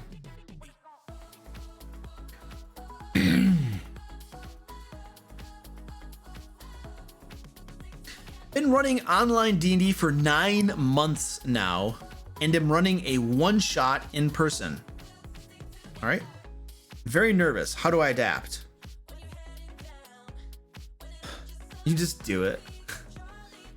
Don't worry about it. Like, what's the worst? Think about the worst thing that's gonna happen. Like, what's the worst thing that's gonna happen? What could pop? Are they gonna? Somebody gonna shoot you? Is somebody gonna pull a gun out and shoot you in the head? Probably not. Are you gonna get fired from your job and then not be able to pay your house bills and then lose your house and live on the street? Probably not. Is one of your players gonna like punch you in the face? Probably not. Are your pants gonna fall down? You're gonna be like, woo! No, probably not. Like, what's the worst that's gonna happen? It's like, just think it through mentally. The worst that's gonna happen is maybe the game isn't quite as fun or something, or I don't do such a good job. All right. And it's not that big of a deal, is it? It's really not that big of a deal. And you can always just level with your players. You'd be like, hey guys, I've never run a game in person before, so this is kind of new for me. I'm a little nervous, so cut me a little break, you know? It's not that big of a deal. Think about all the horrible things in the world that could possibly happen, and running and then look at the specific situation that's causing you to be nervous. And you're like, wow, compared to all of these horrible things, this is nothing. The worst that's gonna happen is I fall flat on my face and have a horrible game session. La-di-da.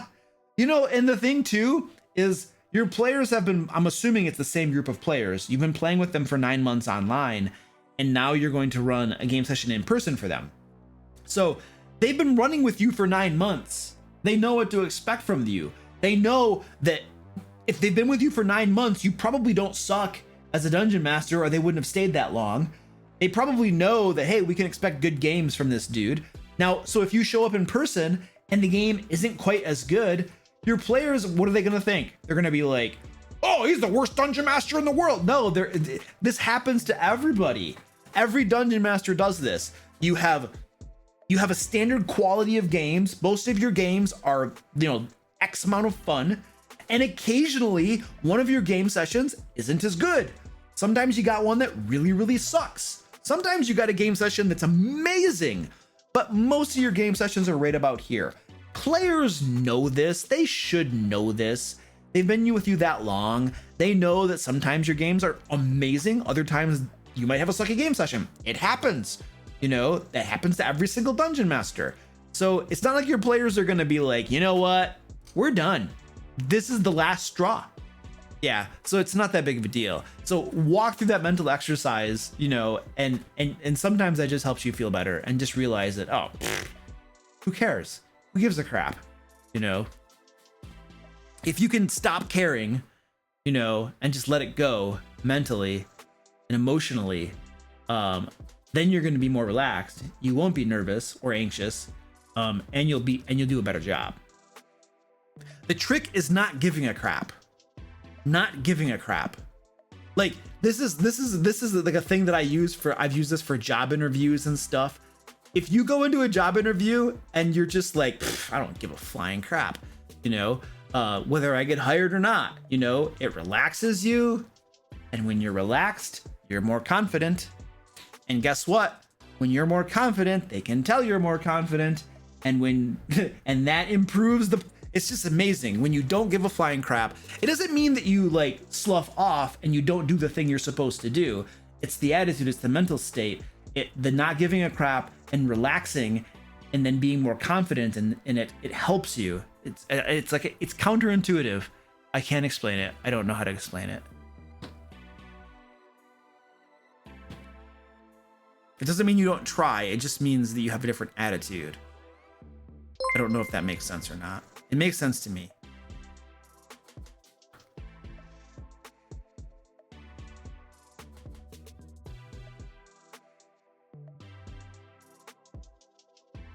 Okay, cool. Thank you. 125. Yep, that's good. All right, we'll keep that guy.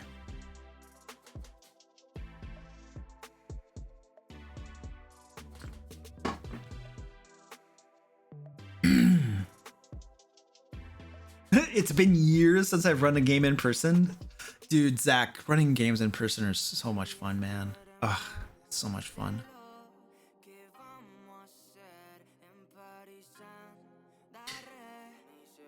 Dude, so the first game, Zach, the first game you're gonna run in person for years is gonna be at LayerCon. So you're gonna have all of the pressure of having people who have paid for premium passes, who are expecting an amazing game from somebody from the Layer team. All right, the DM Layer team. You're gonna have amazingly high expectations of an awesome game, and this will be the first time that you've run it in person in years. Like, that's a lot of pressure, man. I'm messing with you, dude. He's not gonna go now.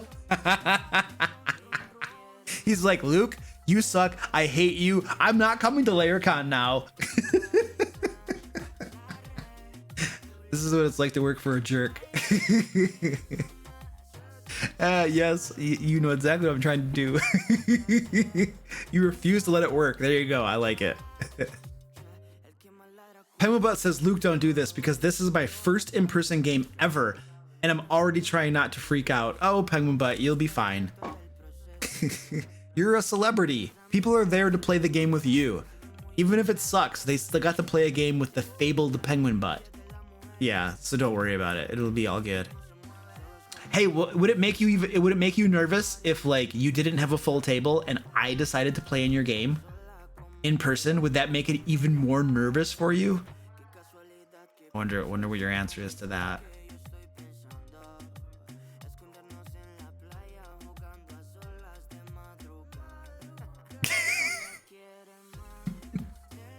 Yes, that would make it so much. It would make it better? It would make it better? Oh, really? Okay, I'll play in your game if I can. There you go.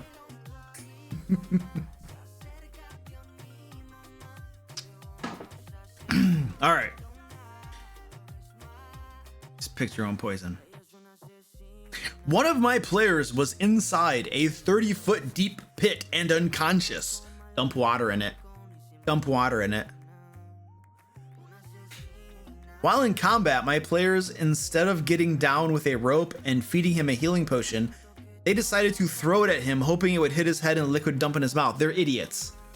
It would never work in 1,000 years. Morons. Like if my players declared they wanted to do that, I would look at them and I would flat out tell them there is a 0 possibility of that working.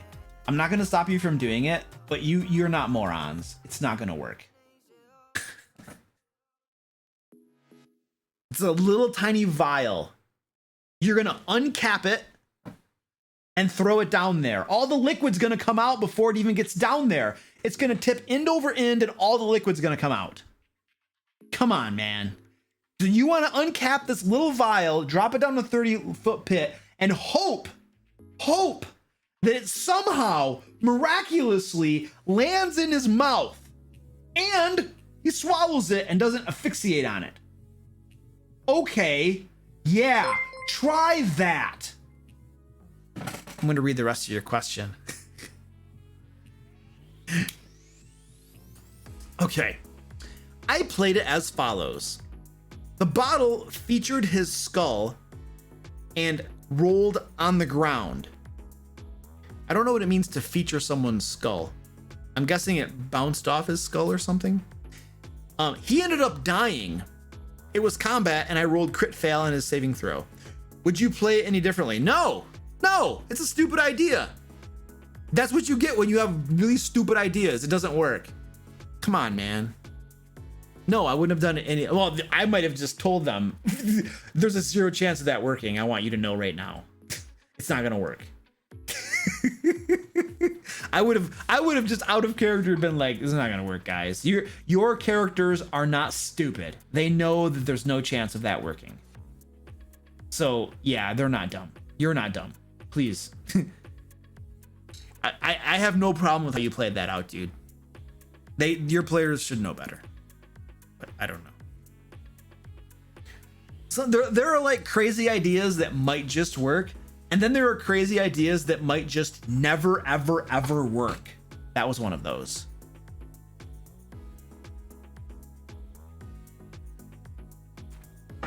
You swallow a glass vial that will shatter in your mouth. He chokes on the glass vial. Yes, it lands in his mouth perfectly. The liquid falls out as it's tumbling down. It lands in his mouth perfectly, and then he's like,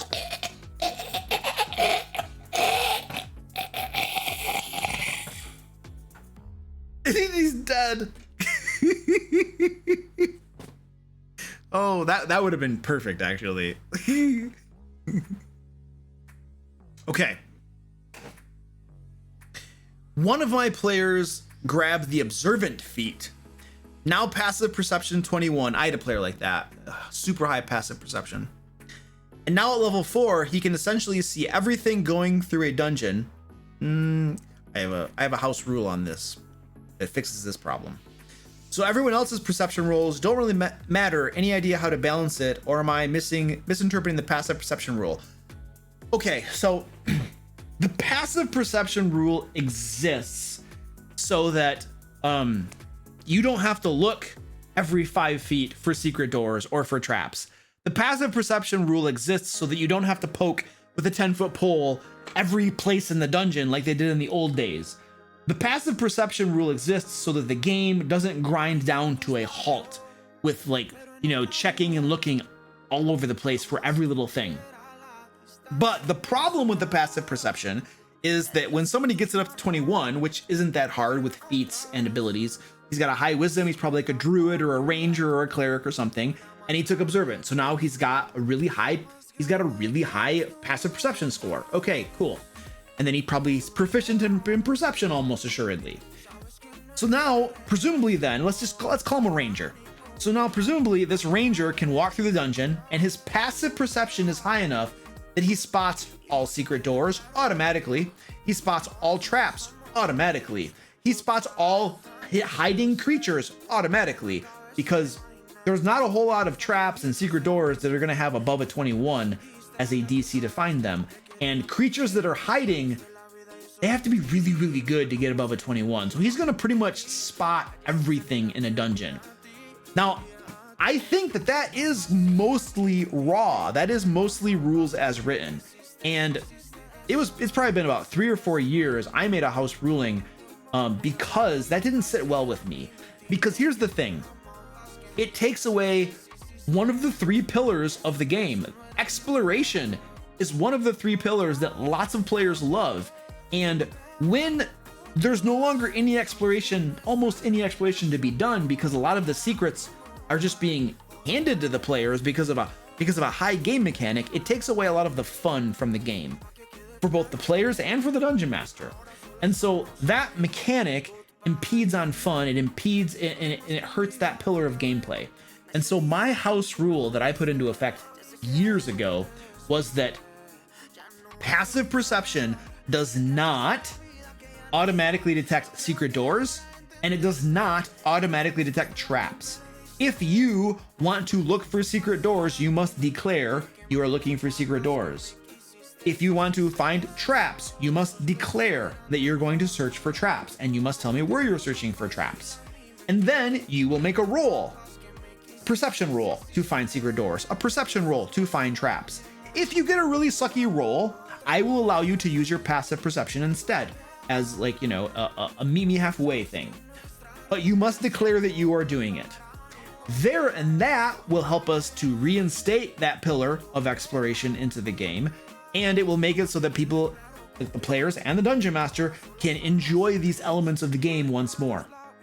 Now, the common counter will be, well, then they're going to be searching the dungeon every 5 feet for things. I have not found that to be the case in my games whatsoever at all. My players don't like search every single place in the world for secret doors and traps. They search places that where a secret door is, they think might be there, or they search places where it's a logical place to put a trap. I don't have tons of traps in my worlds, in my games, and I don't have tons of secret doors in my games. So my players have kind of learned that to search every so often. And honestly, how long does it take to search for a secret door or a trap? I want to search for a secret door here. Okay, roll a perception check. Nope, there's nothing there. You know? So I have not found that house rule slows down our games at all. And even if it does just a little tiny bit, the flip side is, guess what? We get to enjoy the game more because exploration is now more of a thing, because you don't have high passive perception that's ruining an element of the game. So that is the house rule that I have instituted that helps get around that right there.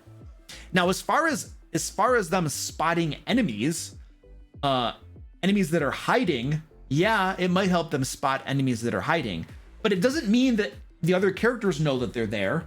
So the ranger might be like, oh, you guys, there's a bunch of bad guys hiding in the bushes. And the other players are like, really? And they look at the bushes, and then they roll their perception checks and they don't see them. I don't see them. I don't see anything over there, you know? And then if the bad guys jump out to ambush them, the ranger isn't surprised, but the other characters will be, because they didn't beat their stealth scores with their perception checks, you know? So it doesn't really impact that a whole lot as far as that portion of passive perception goes.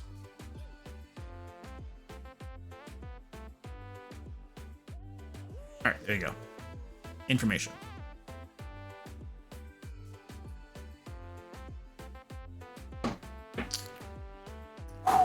Wow.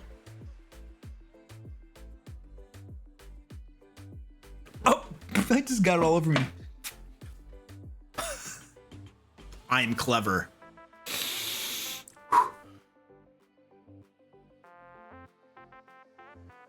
What's your favorite preferred writing journal or notebook for DM prep?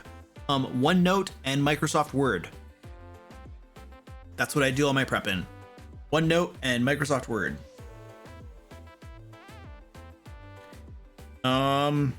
Would it be wrong for the Order of Paladins, which the Paladin claims to be a part of, send members to straighten them out? A la the Assassin's Guild. What?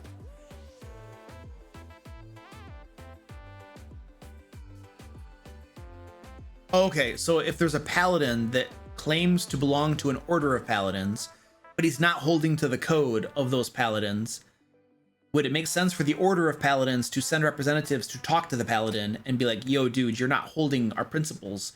You're not upholding our precepts. You need to get things straight. Otherwise, you're no longer going to be part of our order. Yeah, that's reasonable. That's absolutely reasonable. If a paladin is not upholding certain oaths that he has made, or if a warlock isn't upholding his part of his pact with his patron, then it is perfectly within the right of the dungeon master to decide that, you know, something is going to happen as a consequence, you know. But there is a good way, a soft way to do it, and there is a hard way to do it. The soft way, the way that I would do it, involves the Order of Paladins coming with the representatives and being like, yo, Mr. Paladin, you've taken certain oaths, and word on the street is you've been breaking those oaths. Our order has a problem with that, and we need you to get. There are two ways this is gonna go. You either uphold your oaths, or you're going to be expelled from our order. That's the way this is gonna work. Because that's the choice before you. Same with the warlock. The warlock has taken certain oaths, has promised to do certain things in exchange for her otherworldly powers from her patron. So if she's not upholding her end of things, the patron might send a representative and be like, yo, you're not upholding your oaths to the patron. You better get in order. Otherwise your patron's going to abandon you and you're going to have to find a different patron. So, and it doesn't, yeah. So now if they decide to leave the Order of Paladins, it doesn't necessarily mean that all of their powers are stripped or something, but they're going to have to find a different Order of Paladins, or they're going to have to take new oaths. There might be a change to them. If you're like let's pretend that there's a protector paladin. You're a defender of all things good, and you're not doing that. You're breaking your oaths. Well, that you might lose those benefits because you're just not doing those things, and you might have to pick a different one that you could take oaths for and get different properties and stuff. So, I mean, there's ways to do it, but I don't know. I think it needs to be navigated delicately by the dungeon master, because you're now kind of crossing into that circle of their character, right? So you're starting to poke in there. So you need to poke gently, right? And not poke too hard. Because yeah. Coffee alert. Well, thank you. I'm gonna get some coffee in just a little bit.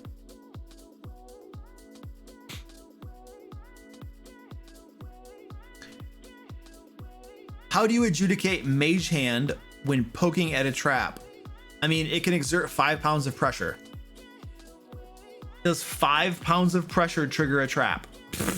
Well, 5 pounds of pressure is not going to trigger a pressure plate. Pressure plates are usually designed so that when a rat scurries across it, it doesn't set off the trap. So not going to trigger that at all. You have to think about what is the trap? How is the trap designed? What triggers it? So if the trap is designed so that when the lid of the chest is lifted up, it goes off, well, how heavy is the lid of a chest? Is it only 5 pounds, or is it more than 5 pounds? It might be too heavy. If you have an iron-bound chest, there's no way a 5-pound pressure Mage Hand is going to lift that lid up. It's not happening. So it's just not going to work. Now, if you have, you know, a blanket on the ground, and that happens to be trapped, and the Mage Hand could lift up a corner of that blanket and set the trap off, that might actually work. So I think it has to do, every situation is unique, and you just need to think. A Mage Hand can apply 5 pounds of pressure. Will that do anything in this particular circumstance or not? And every single trap and circumstance is probably going to be a little bit different. So the adjudication of that involves just using your noggin and figuring out what seems to be the most realistic thing that would happen. Is it 10 pounds? Okay, well then 10 pounds. It can apply 10 pounds of pressure. So just, yeah, you know, rewrite that with 10 pounds.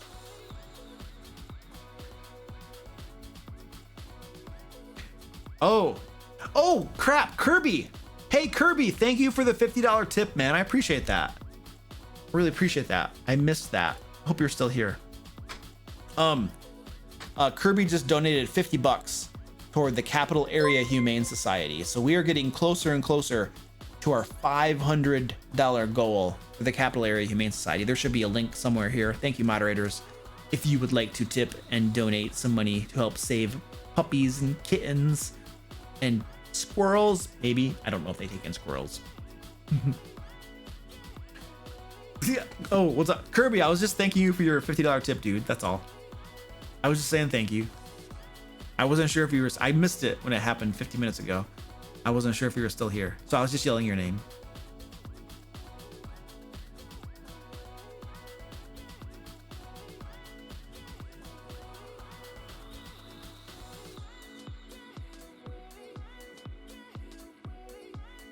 I'm getting to the end of the questions. Oh my goodness. Oh, it's time to take a break. Let's do a cat strike. No, wait, is it no, cat trip? Cat trip. Did somebody redeem a cat trip? I gotta see what the redemptions are. Wow, we have lots of redemptions I haven't done. Okay, we're gonna do a bunch of redemptions when I get back from the break. I did the cat strike. Oh yeah, we have lots of different redemptions. We're gonna do some redemptions because I don't have that many questions in the queue. So we're gonna do a bunch of redemptions when I get back. All right. What was I gonna do? Oh yeah, the cat trip. All right, we gotta find their toys. All right, I have the happy carrot. I gotta find their banana. Where's your guys' banana? Orange.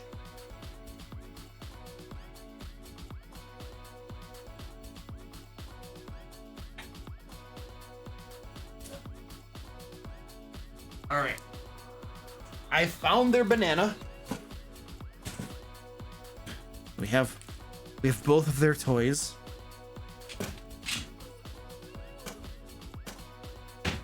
Oh, mommy's here.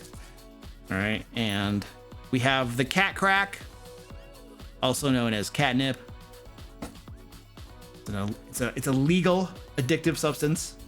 And let's go to the coffee cam. Gonna do an up close here.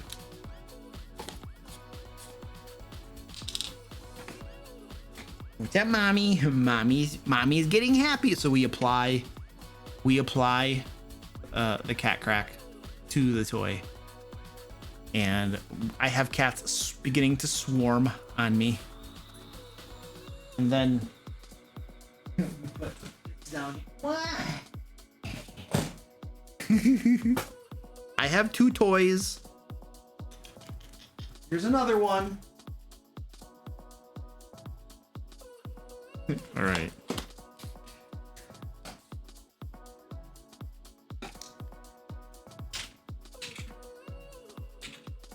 All right, I'm gonna get some coffee.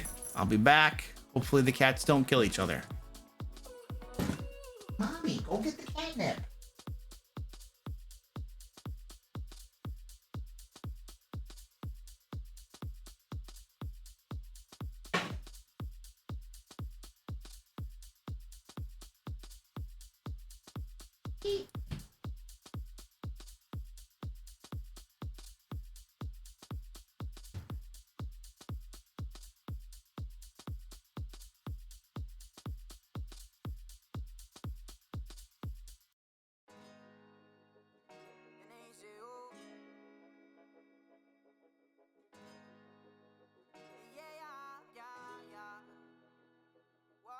Siempre un perdón, no te mentí.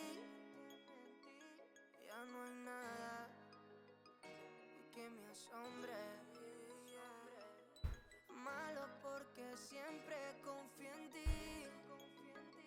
Y te conozco solo el nombre. Me dice que me ama cuando hay nubes grises. Pero me saludan más las olas del mar. Ella es muy bipolar con tantos matices. Cuando dice que está bien, piensa que está mal. Yeah. Ella dice que está bien, que son solo amigos, socio, nada que ver. Le tiene contraseña a nivel pro al ser. Sé que algo oculta, pero no sé qué es. Yeah. Hoy Oiga, oiga, señorita, quisiera decirle solo una cosita, que mi corazón todavía palpita, pa' que no lo dañes, que ahí es donde tú habitas, tú no estás de visita. Ella sabe que sin montar que tenga mejor pago, la lealtad es algo que ella no aprecia, no le interesa nada de nada de nada. Ella sabe que sin montar Come on, mommy. I don't know why she's not going after mommy. Come get some catnip. Yeah, yeah. Little girl. Hey, penguin butt, it's tortellini. Little girl. She's a little girl. She doesn't come on camera very often. Little girl. She's like, what is going on over here? What is going on? What is this? She's like, I smell something. This smells really good. Squeaky's gonna whack at her. Squeaky is such a bully. He's such a bully.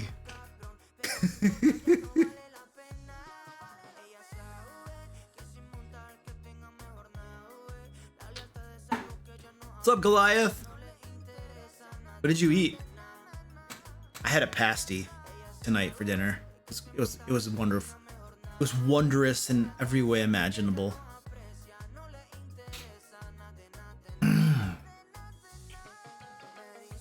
Sweet and sour chicken. So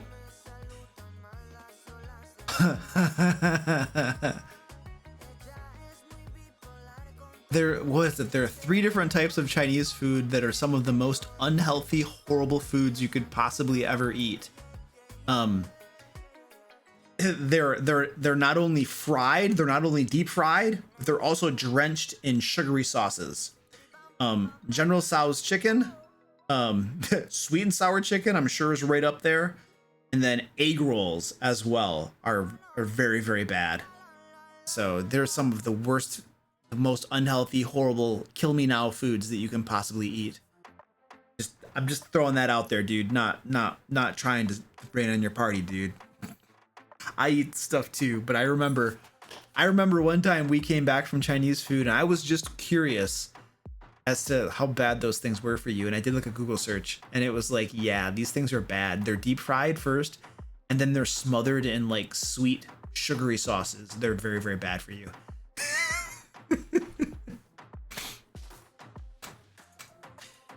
And yeah, and exactly, that's the thing. They're like some of the most delicious Chinese foods. Like I love General Tso's chicken and I love egg rolls. It's just, they're delicious. Sweet and sour chicken's good, but I'd rather have General Tso's. Yeah. And they're just horrible for you. All right, anyway, let's keep going here. What are we doing? Oh, we're gonna do redemptions. Whee! Did somebody redeem a cat trip? Did we actually get a redemption or did I just do one for free? Oh, I didn't even look. Oh, okay, they're nix it. Okay, cool. Awesome. I was like, I did not do one for free, did I? I have to extract the toll of channel points. You're getting hungry? Yeah, me too.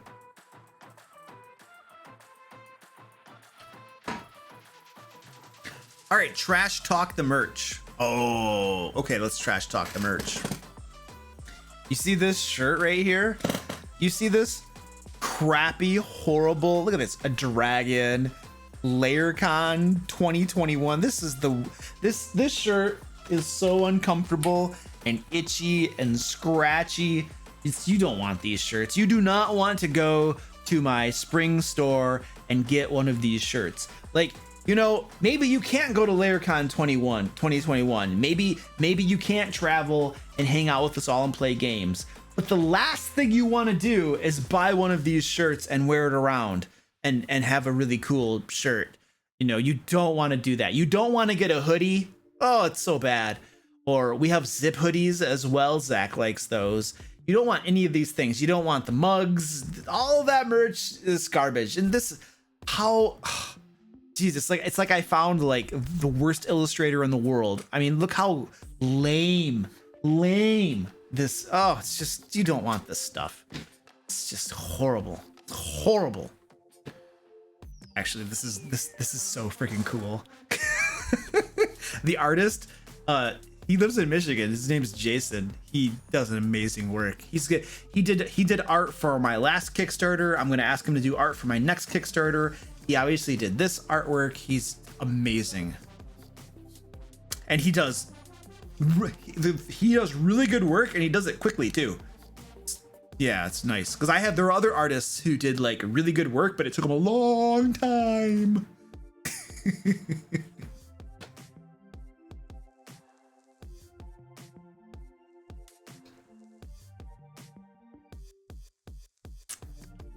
Make Luke rant. Please rant about why is it taking so long for LayerCon to happen.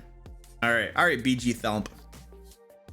You want to know why it's taking so long for LayerCon to happen? All right, let me tell you why it's taking so long for LayerCon to happen. All right, because it's like I had to get together a posse of people, head down to Texas, and we had to wrangle up a convention place to even have a convention in.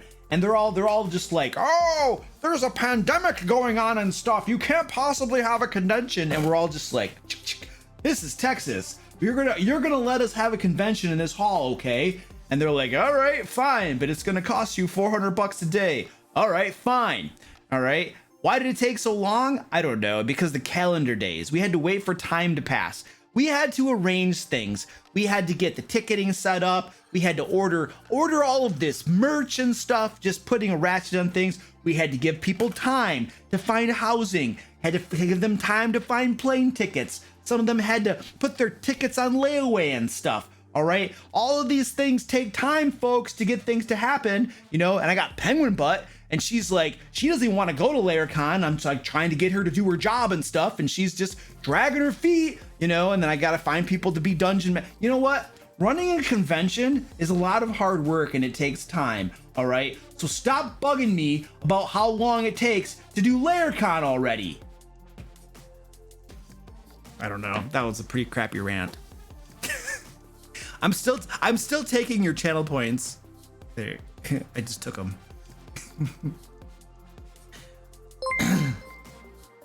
Zack says, ironically, most of the Layer team is quite proficient with firearms. Yes.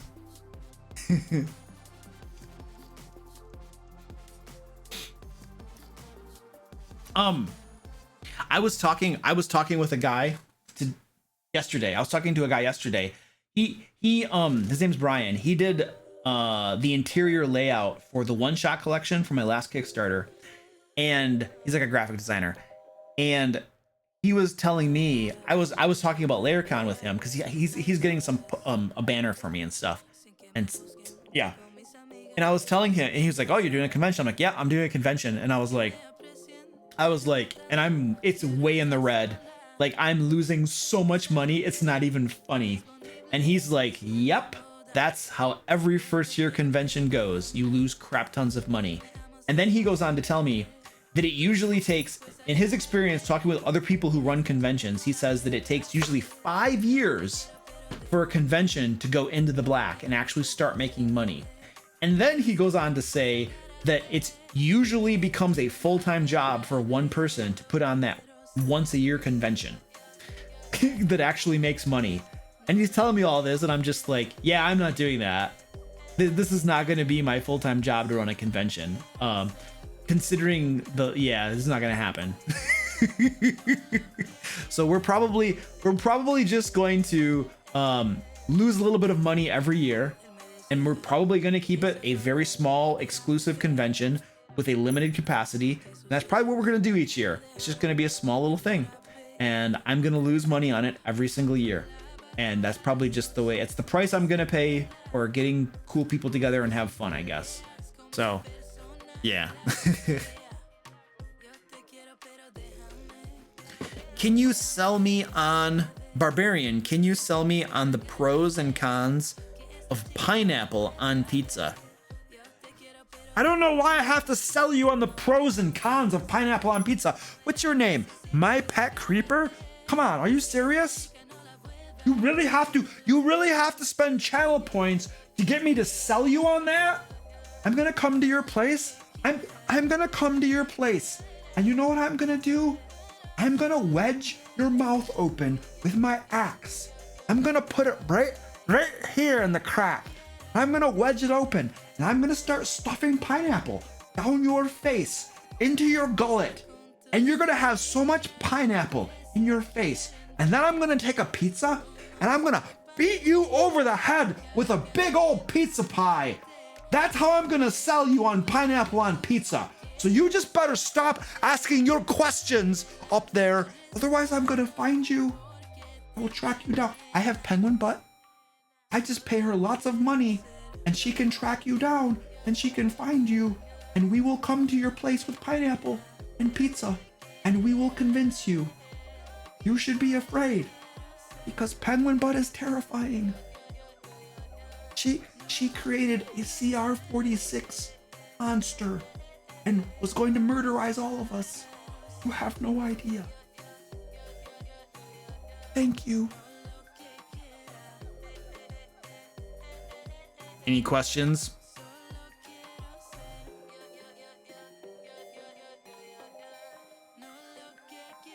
He's like, I'm down for that. It was a CR55? Oh, wow. I was the one that made it a CR46. Oh my goodness. She's just a murderizer. It got nerfed down to CR46. It got nerfed. Zack nerfed your Pengu monster. Oh my gosh. That is brutal. Can't believe you would do something like that. It's so brutal. Make Luke talk and pick character. When and how did you decide to get a pet squirrel? Barbarian, please. Well, I'm gonna tell you the story of how I decided to get a pet squirrel. Okay, so I was walking around in the woods one day and I was smashing everything with my axe. Okay, I came upon a tree, I cut it down, and then I found a tree lying on the ground and I cut it up. And then I kept on walking through the woods and I came to a river and I smashed the river. All right, and then there was a deer. That's right, I hit it with my axe. And then I had venison. It was very, very delicious. And then I found a lion and a bear, and I just found lots of different things. And I was just smashing them with my axe. And then I came upon a mother squirrel. And I was gonna smash her. And then I saw she had all of these little tiny squirrels like cuddled up next to her that were like suckling on her. And they're just the tiny, tiny little things. And the mother squirrel looked up at me with these big pleading eyes that said, "Please don't smash me with your axe, Mr. Barbarian, because I have little babies that depend upon me for nourishment and sustenance." And I looked down at the mama squirrel and I said, "Mama squirrel, I'm not gonna smash you, but I am gonna exact a toll from you. I am going to take one of your little babies and I'm going to love it and I'm going to care for it. I'm going to raise up your little baby into a big barbarian squirrel with blue stuff on its face. And then it's going to be very, very happy. It's going to be a barbarian squirrel." And the mama squirrel looked at me and she nodded and she offered up one of her little ones. And I took the smallest one, the very smallest one. And I have been feeding it high caliber barbarian food from day one. And it's getting bigger and bigger and bigger. And someday it's going to have a big axe attached to its tail. And it's going to run around smacking things with its axe tail. And it's going to be a beautiful sight to see. It's going to just kill lots of different things. And it'll be very, very, very nice. So that's the story about when I adopted the baby squirrel. Yeah, it's good.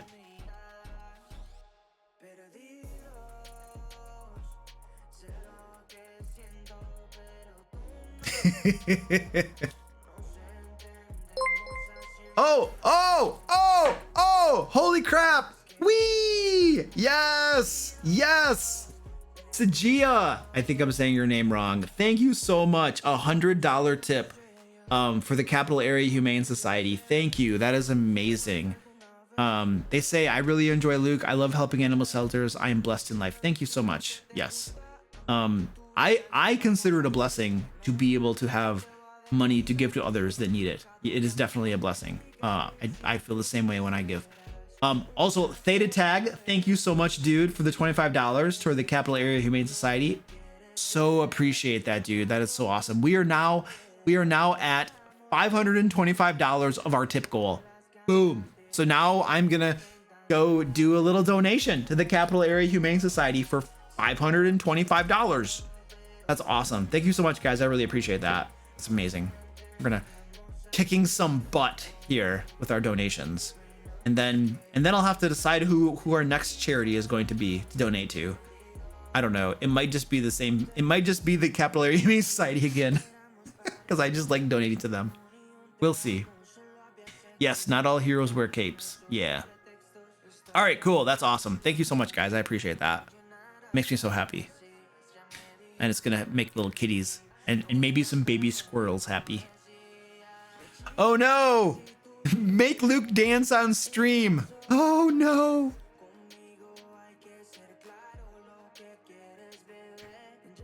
Okay, let's do make Luke do a cheesy plug. Oh, sweet. I'll do one of those first. Thank you, Penguin Butt. I'm doing your cheesy plug. We could take a look at some questions too. We're having fun right now. Oh, what's the cheesy plug? Oh yeah. Hello. Are you a game master that is overworked and overburdened? Do you have a full-time day job and a family and a baby squirrel to take care of? Do you not have time to properly prep for your D&D games, but you want to run an amazing game for your players? Well, Mr. Dungeon Master, might I recommend Layer Magazine? Layer Magazine is full of high-quality Dungeon Master resources that you can use in your game, and every single thing in Layer Magazine is 100% 5th edition compatible. There are entire adventures with maps designed for use on virtual tabletops. There are resources such as traps, puzzles, NPCs, villains, new monsters, magic items, whole bunches of awesome things you can use in your game. You will be reducing your prep time and improving your games, all for the low price of, well, let's not talk about the price, but it's very, very reasonable, and you get crap tons of content every single month. It's a very, very, very nice thing. You should become a DM Layer patron today and get Layer Magazine. Reduce your prep time, improve your games. Ah! There you go. Get Layer Magazine. Thank you, Penguin Butt, for the cheesy plug.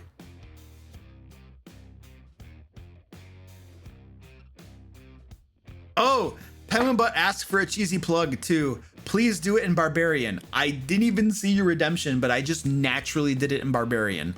So I'm gonna mark that complete too.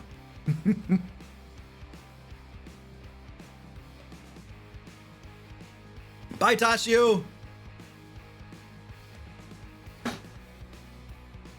Like, you if you want to put stuff from Layer Magazine into Fantasy Grounds, you get the image files of all the maps. All of the maps, you have the image files. So just import the image files into Fantasy Grounds and you can use them. You have to do some manual stuff, but it would be the same way that you set up any other game you run in Fantasy Grounds, pretty much.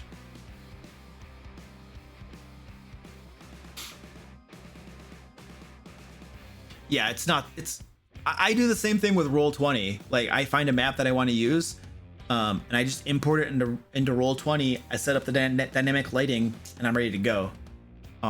Once you get used to it, it's not too bad. Okay. What are we doing? We should take a look at a question. Are there any good questions? Do we have any good questions? All right. We're gonna dance on stream too in just a little bit here. I will dance. I think Owen is requesting a dance.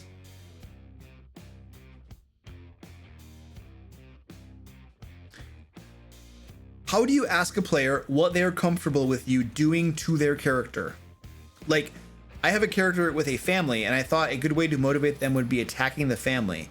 but I don't want them to feel like I'm being a jerk to them, but I also don't want to tip them off it is coming.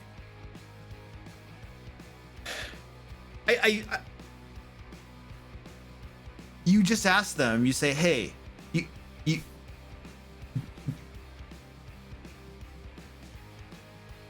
are there things that you would be uncomfortable if I did to your character? Are there things that should be off limits? You know, like just ask them, like, yeah, what are you comfortable or not comfortable with? You know, and they might just tell you and be like, yeah, I don't care, whatever, it's just a character, you know, it's not a big deal. Or they might say there are certain things they don't like. You know, I would just ask them in a very generic way if you're concerned about it. I would say messing with their family, though, messing with the character's family as a way to, you know, introduce a plot hook or something based upon their backstory, that really shouldn't be a problem. That really shouldn't be a problem at all. Now, if you could go, there's probably a line somewhere, obviously, you know, where you could definitely go into some very dangerous territory, you know, like if you want to start dealing with like rape themes and sexual themes and stuff, you're probably passing into dangerous territory. So I would steer clear of those things. But if you just have the player's brother gets kidnapped, you know, or the mother and father disappear, or the father gets sick and needs help or something, that's safe. That's safe stuff. You know, you shouldn't need to worry about that. So you need to be careful with certain themes, but if you use common sense, which is uncommon these days, you should be okay. I've over all of the years that I've been a dungeon master, I've simply used common sense, and it has served me well. I've never really had an issue of going over that I've been told of going and crossing a line and doing something, you know. But I don't know, not everybody thinks the way I think, and you know, some people have different like morals and standards and thought processes, I guess, than I do. So maybe common sense isn't the same for everybody. I don't know, but you can just point blank ask them. You don't have to tip. You don't have to ask them, is this okay? Is this okay? Is this okay? Is this okay? Just give them a very generic question and see what you get. That's probably the best you can do and not tip your hand off.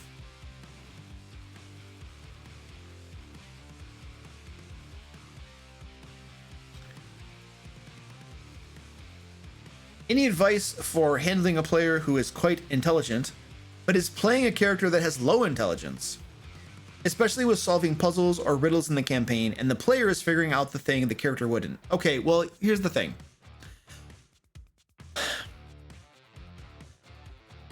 Whether we like it or not, the fact of the matter is, puzzles and riddles don't challenge characters, they challenge players. It's the way it is. There are some things in the game that challenge characters, and there are other things that challenge players. In other words, the combat, whether you can hit a monster with your sword, whether it can hit you, how many hits you can sustain, those things in a large part are things that challenge the character, that are a measure of his armor class, of his to hit bonus, measure of his hit points. But when we go to things like puzzles and riddles, those are no longer challenging the character, because if they were challenging the character, this is what would happen. The dungeon master would present a riddle. The player would say, I want my character to try to figure out that riddle. And the dungeon master would say, okay, roll an intelligence check. The player rolls a die and says, I got a 22. Okay, your character has figured out the riddle. This is the answer. And that is how you design, that is how you would run a riddle that challenges the character. The player wouldn't need to do any thinking with this right here. They would simply roll a die, they would reference their character sheet, and depending upon the result, their character would either figure out or not figure out the riddle. But that's not how we run riddles in the game, because riddles really aren't designed to be solved by characters. Riddles are a part of the game that are designed to be solved by players. That's the nature of the beast. So when you present a riddle to your characters, to your players, it's for them. It's not really for their characters. It's just not. So if you have an intelligent player who's playing a dumb character, like the riddle isn't for their dumb character. The riddle's really for the player. It is. It maybe seems counterintuitive or crazy or wrong or something, but that's just the way riddles are. So you can't penalize that. You can't tell that player, you shouldn't tell that player, in my opinion, you know what? You should sit this one out. You should not participate in this part of the game because your character is stupid. But everybody else's character can participate in this part of the game. Everybody else, because their character, yeah. So you shouldn't just tell them to sit this one out and not have fun and not participate. It's not reasonable in my opinion. If you present something in the game that challenges the players, allow the players to be challenged and solve it, because you're not challenging their characters. So allow him to go through and just do his thing. It doesn't matter if the character is dumb or not. It doesn't really matter. You're not challenging the character. You're challenging the players. It is what it is. So that's where I land on that.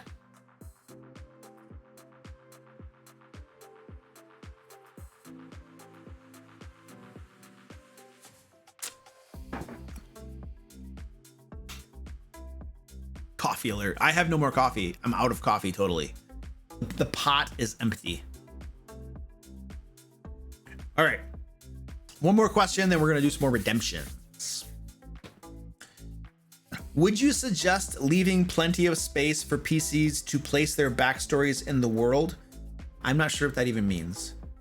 Or suggest pre-existing places to them when hearing their backstory ideas? Does a specific way run smoother? The question presumes that the characters or the players can create a part of the world based upon their backstory. And if that's how you like running your games and running your worlds, where in essence you're leaving parts of the world unfinished, unplanned out, and players can create a backstory that shapes a part of the world, and there's a city there that wasn't there before because they made a backstory and it made that place be real in your world. If you want them to be able to do that and you want to encourage them to do that, then yeah, leave space in your world for that. But you don't have to do that. I don't personally run my games that way. My world, a lot of the parts of whatever world I'm running are already fleshed out. And they know that it's Forgotten Realms or it's Eberron or whatever. This is the world and these are the different places. So you can create your backstory based upon existing things. However, that said, there might be an obscure village over here and you write about it in your backstory and then that place happens, it takes place. And it doesn't mean that you can wipe out Sharn with your backstory and have it never be there. No, you can't do that with your backstory. But you could make there be a little island out in the sea that isn't part of the official campaign setting, and then that island is where you're from and there's a little community there and you can tell me about that community. So the way you can do it however you want. The scope of what a player can influence with their backstory is in the world is up to the dungeon master. They might have a large influence or a small influence. It really just depends on how you're going to run your game and how to run your world. There isn't a right or wrong way to do it. It's just personal preference. I tend to I would allow my players to have small influences on the game world when they're creating their backstory. Like I know I had a player character called Krindar who had created a community in the High Forest, I believe. And that wasn't part of the campaign setting, but he decided that I am from this village of elves. This is the name of it. They're in the High Forest. This is a thing. And that was now part of the game world. Now, if he had decided as part of his backstory that the entire North had been burned to ashes, I would have been like, no, that's not actually the way the world is right now. So there's a scope that, in my games at least, I permit them to influence in the world through a backstory. And then there's a much larger scope that they're just not allowed to influence, So that's kind of how I run it. Obviously, each dungeon master is welcome to run that the whichever way they want to do it. And there's not a wrong or right way to do it, in my opinion. There's just your preference of how you want to do it, I suppose.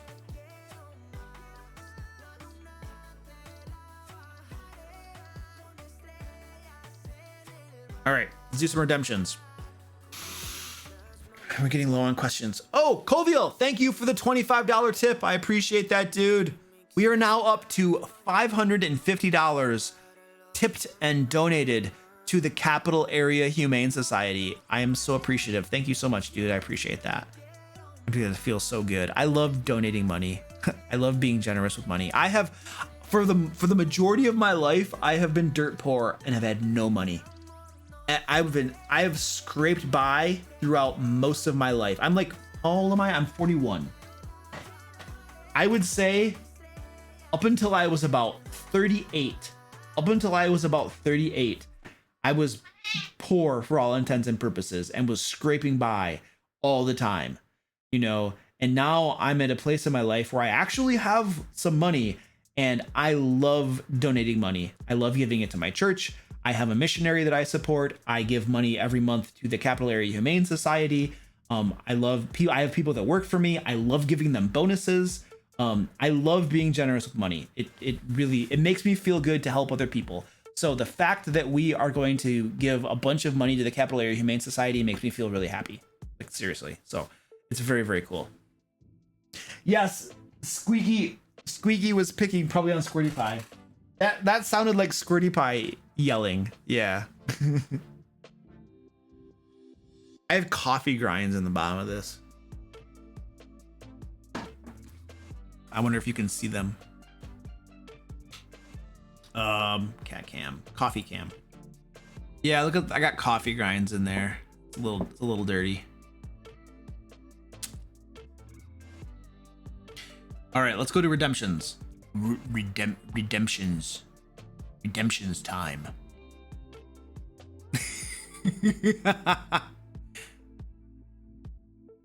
I drink a whole bunches of different types of coffee.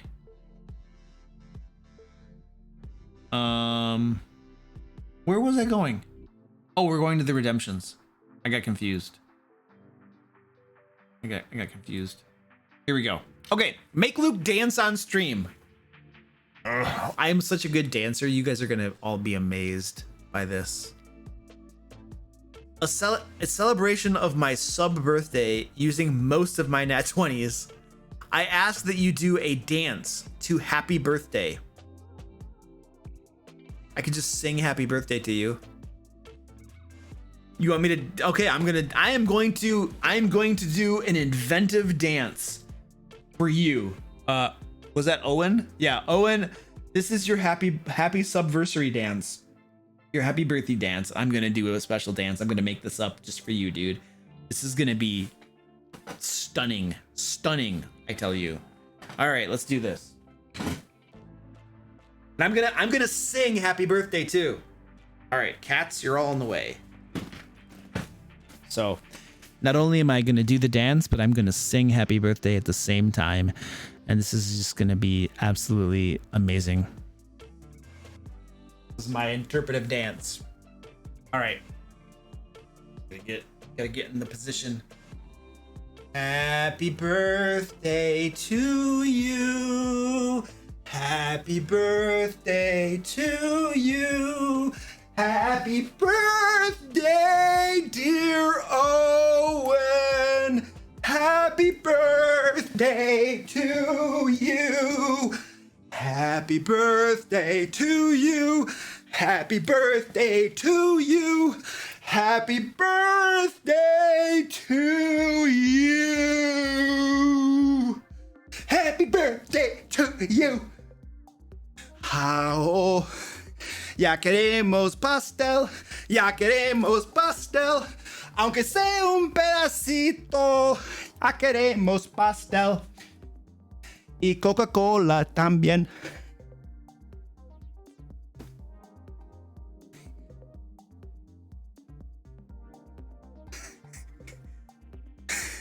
I'm tired now.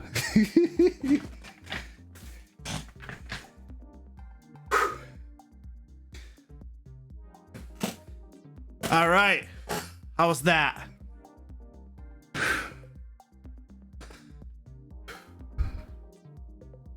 Am I gonna get in trouble because of Happy Birthday? That came off copyright. It's no longer a thing. I'm breathing hard. I was jumping all over the place. Thank you, Quasums, for the $30 tip for the Capital Area Humane Society, dude. I appreciate that. The Marilyn Monroe birthday song? I don't know what that is. I don't think I want to.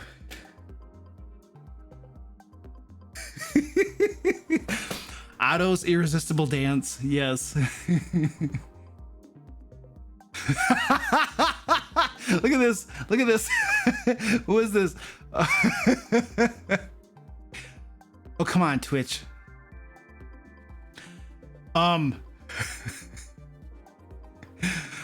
Ratzuka says, so first time joining the stream. What in the world? This is Luke goofing around.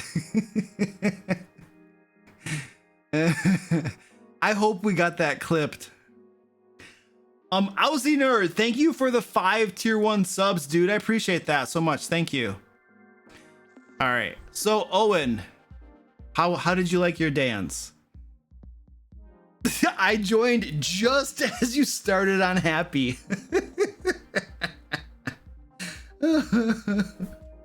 Man. Welcome to the chaos. Yes. You're welcome, Loco.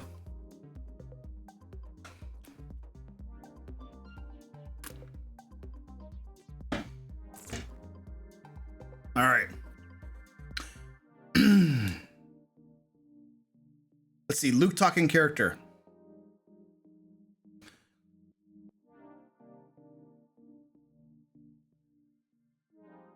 Make Luke talking character. Can any of the characters wish my mate Kieran a happy birthday? Yeah, you can do that. Okay, listen here, Kieran. I don't think I'm saying your name right, but I don't really care, okay? It's hard to pronounce. But happy birthday anyway. Just watch as you're walking down that dark alley, because somebody might jump out at you and do it stabby on you. So, yeah. Happy birthday. Happy stabiversary. Yeah. That was the rogue. That's Squeaky. What? All right, got more cats. What's going on, Squirts? The Squirty Pie. You got a mask with a cat holding a D20 for the con? Oh, nice. I'm gonna wear the rogue mask. Like the thing that I wear for the rogue. It just covers me like right here. It's like a skeleton. That's what I'm gonna wear. A wild cat. Yes, it's a wild cat. Oh yes, a yellow face mask. Yep, penguin for a beak. Yeah, for penguin butt. Yep, that's perfect. Oh, there's lots of trash talking the merch. Wow, this is amazing.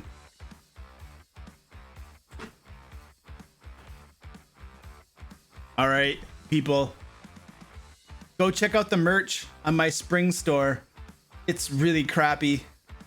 These shirts are like paper thin. I'm just pumping up cheap products, you know, to like make a sleazy dollar off from you. Go to the spring store. It's beautiful. It's right there. Oh yes. Three links to it all right there. We have cheap t-shirts with crappy graphics on them, you know, hoodies and mugs. There's a whole bunch of bullcrap there for you to waste your money on and me to make a rich dollar. Get all rich and sleazy wealthy off from people buying the garbage merch. Yeah, go check that stuff out. I make like nothing on merch. All right, that was one of them. They're super itchy and not comfy at all. Oh no, I've been scratching this whole time. The whole time. Actually, I haven't washed this shirt yet. It's like fresh out of the box, so I'm probably gonna have a problem tomorrow. It's got dyes and chemicals and stuff in it.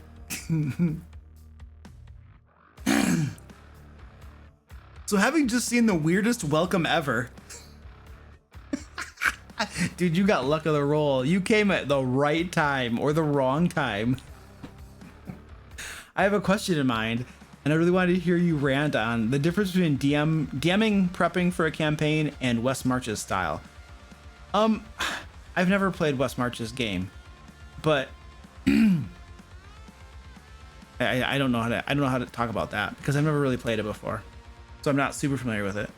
My understanding of Wes March's is the players get together and determine what they want to do, and they tell the dungeon master, "Hey, dungeon master, we want to do X thing in the world," and then the dungeon master prepares X thing, and then they go do X thing, and that adventure might take a little bit or not. It might be short or long, but I think they tend to be a little bit shorter.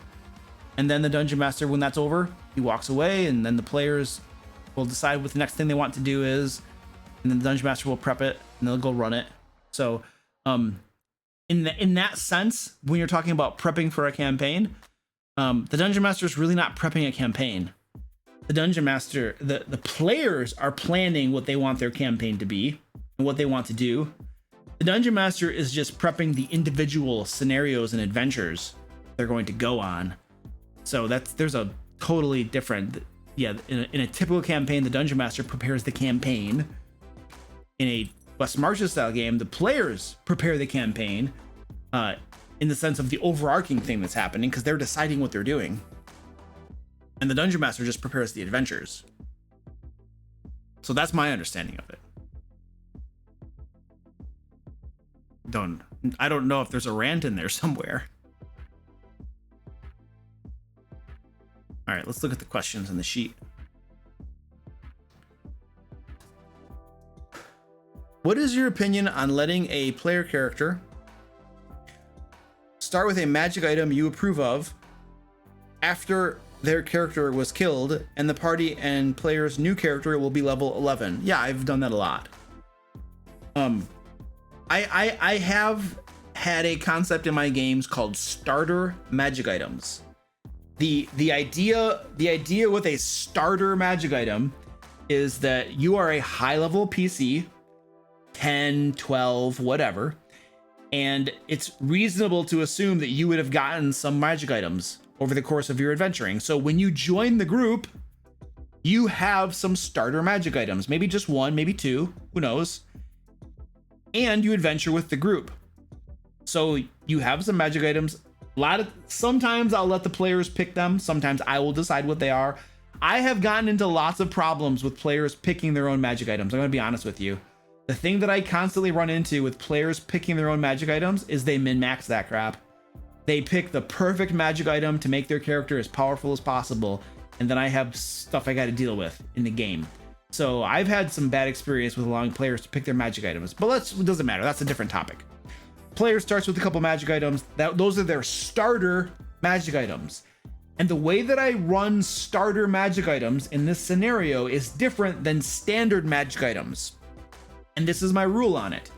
If a character comes in at level 10 or 11 or whatever and has starter magic items, if that character dies or leaves the group, the starter magic items do not stay with the group. They don't get to keep those magic items. Why? Because I have had players who have gotten a new PC with starter magic items. They get killed. The starter magic items go to the group. The player brings in a new PC. The PC has starter magic items. They get killed in like 2 game sessions. All right, they have a death wish or something, I don't know. The group gets more magic items. They essentially use PC death to get more and more magic items for the group. I've had this start to happen, and as soon as I saw it, I was like, whoa. No. We're not gonna use this guy's, perchant for getting his character killed all the time to justify the group getting piles of magic items. And so my ruling was that if you have starter magic items, if you die or leave the group, they go along with you. The group does not keep them. It doesn't matter whether it's realistic or not. This is the way the game is going to work. And so as long as you put that into effect, I feel like you're okay. So I've definitely done that before, with a big caveat to prevent the group from accumulating crap tons of magic items as characters die and are replaced, and you just churn through them. So yeah, it's magic item farming. Yes, exactly. That's exactly what it would be in that situation. Totally.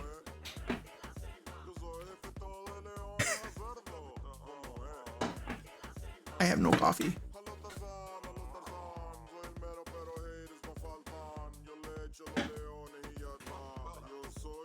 All right.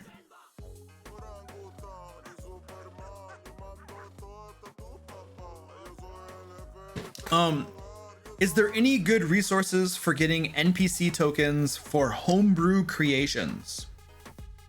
People say use Google, but stolen art has been a massive topic lately, and I would like to avoid that, especially since one of my players wants to stream our games when we start. No, not that I'm aware of. I mean, you can, well, yeah, I know that on Roll20, you can literally buy token packs. You can buy token packs that have character art, monster art. I have many of them myself. So yeah, you could, whatever virtual tabletop system you use, there's probably, I'm assuming, a marketplace where you can go and buy those things. So if you don't want to steal art to make your tokens, then just buy them off from the marketplace. I know Roll20 has one. That's what I use. I'm assuming the other virtual tabletops have a similar system where you can buy tokens to use in the game, and that's the way that I would do that. If your conscience gets at you because you pull something off Google, you know, is it technically like wrong or something? Maybe, but there is a world of difference between my going on Google and taking artwork and then publishing it in a YouTube video as B-roll when I don't own the rights. A lot of people do that, don't they? Or my going on Google and finding images and putting them in like Layer magazine or a Kickstarter when I don't own the rights. Because I am stealing and then monetizing it, a lot of times a lot, and making tons of money on it. That is a thing. There's a big difference between that and simply going on Google and grabbing a little character, making a token, and then running it between like 5 people on a game. You know, is it technically wrong? Probably technically, according to the legal rules of the country. Yeah, probably it is legally wrong. Right? But you're not monetizing it. You're not really doing a whole lot of world of harm there.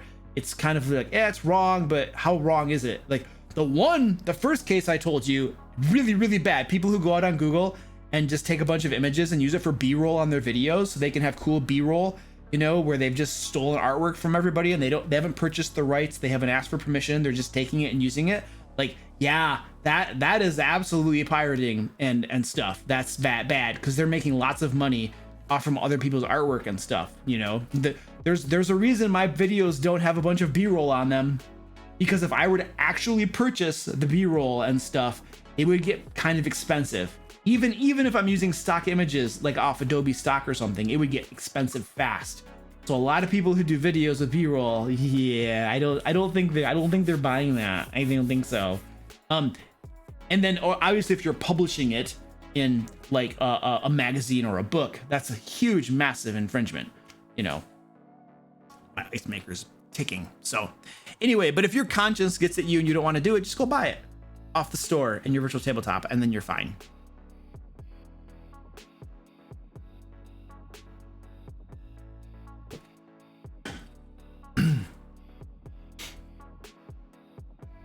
What are people saying in the chat?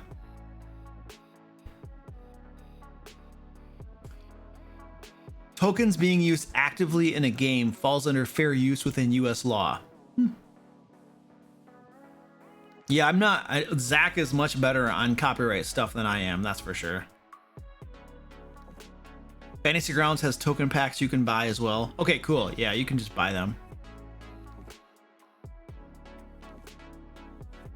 As long as you don't take credit or sell it without permission. Yeah, I don't think that's the rule. Yeah. There's a lot of myths out there about copyright and people, yeah. I don't think that's the rule.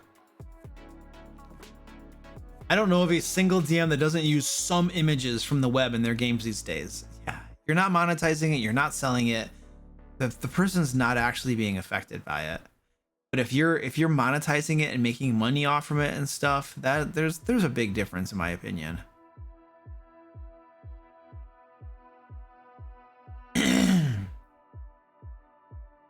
It was more because a friend of mine had a player who gave him a token. He streams it himself. Yeah, but how many people watch the stream, dude? I've rated streams before. I've seen streams. There are 5 people in the stream, and 4 of them are the people playing the game themselves. There's like 1 viewer. And how much money are they making? They're probably not even affiliates. Even if they're affiliates, you know how much money affiliates make? Almost nothing. It's meaningless. Dude, you even got partners who don't even make that much money. All right, so I'm streaming it. There are so few people that's watching that, dude. It's like it's not like you're like Arcadium streaming it to like 4,000, 10,000 people, or Critical Role or something. We're not talking about that. We're talking about a little tiny person's game who's probably got like 5 people watching him. That's trivial at best to be too concerned about that, in my opinion. He then got accused of stealing, and they used his sub button saying he monetized it, but in his defense he didn't know, so got the player to change. So one of those avoided situations. Yeah, I mean, you know, if you want to play it safe, you're always welcome to.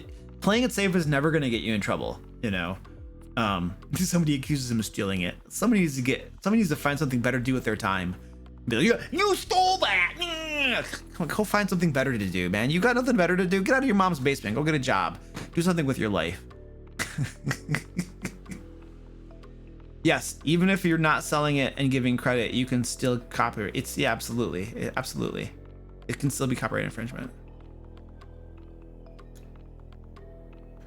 Penguin says, please remember that Luke is not giving legal advice. No, I'm not. I'm not a lawyer. This is not legal advice. This is Luke's opinion. Don't be like, don't take legal advice from me, please.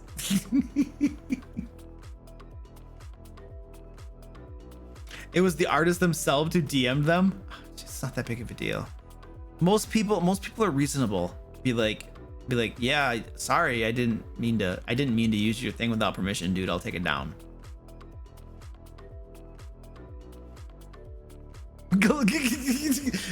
Okay, disclaimer, this is not legal advice. For actual legal advice, please consult a licensed attorney in your jurisdiction who is competent to prosecute and defend copyright matters.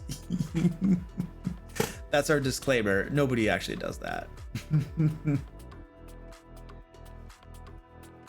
Owen, what's up, dude? Did you see the dance? I did a dance for you. You weren't even here for it, were you? You totally weren't even here. Wow. Wow.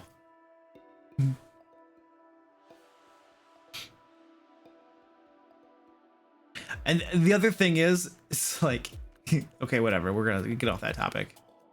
The logo serial says, I'll take legal advice from the barbarian. You don't want to do that.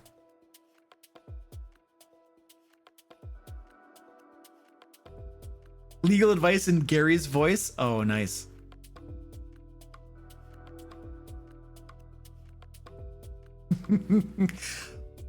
Owen, you missed the best dance ever. Oh, the dance was so good. It was the best dance. Who was it? Somebody like joined the stream just as I was doing the dance, and they were like shocked. They didn't know what they were witnessing.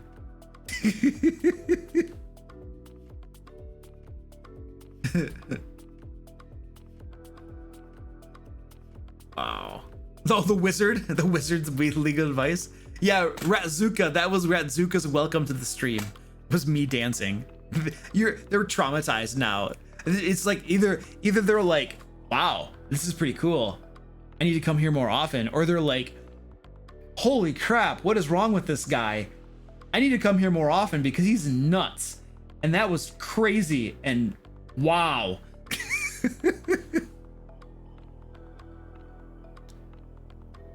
All right, about that. All right, let's see if we got another redemption here.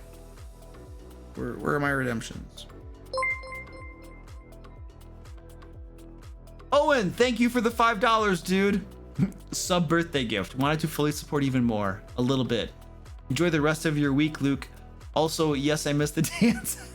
I'll catch you tomorrow on the DM later stream on YouTube. Somebody probably clipped it too. I'm sure you can find it here. And thank you, dude. I appreciate it. I have Monday off for my day job, so I'm looking forward to that. We're now up to $585 for the Capital Area Humane Society. That's so cool. That's so cool.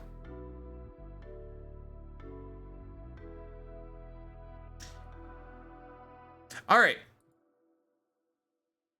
I think we're done. We're gonna find somebody to raid. We're gonna wrap it up right there. So we are going to raid somebody. I need to find Twitch. Finding Twitch. Finding Twitch. Hello, daughter. Yeah. My daughter just came down. She told me that our squirrel is hungry. He's sucking on his own foot. Ow. I'm gonna have to go fix that. I'll give him some food. But we're gonna raid somebody first. Let's find somebody here to raid. Who are these guys? Who are these guys? Oh, I've raided these guys before.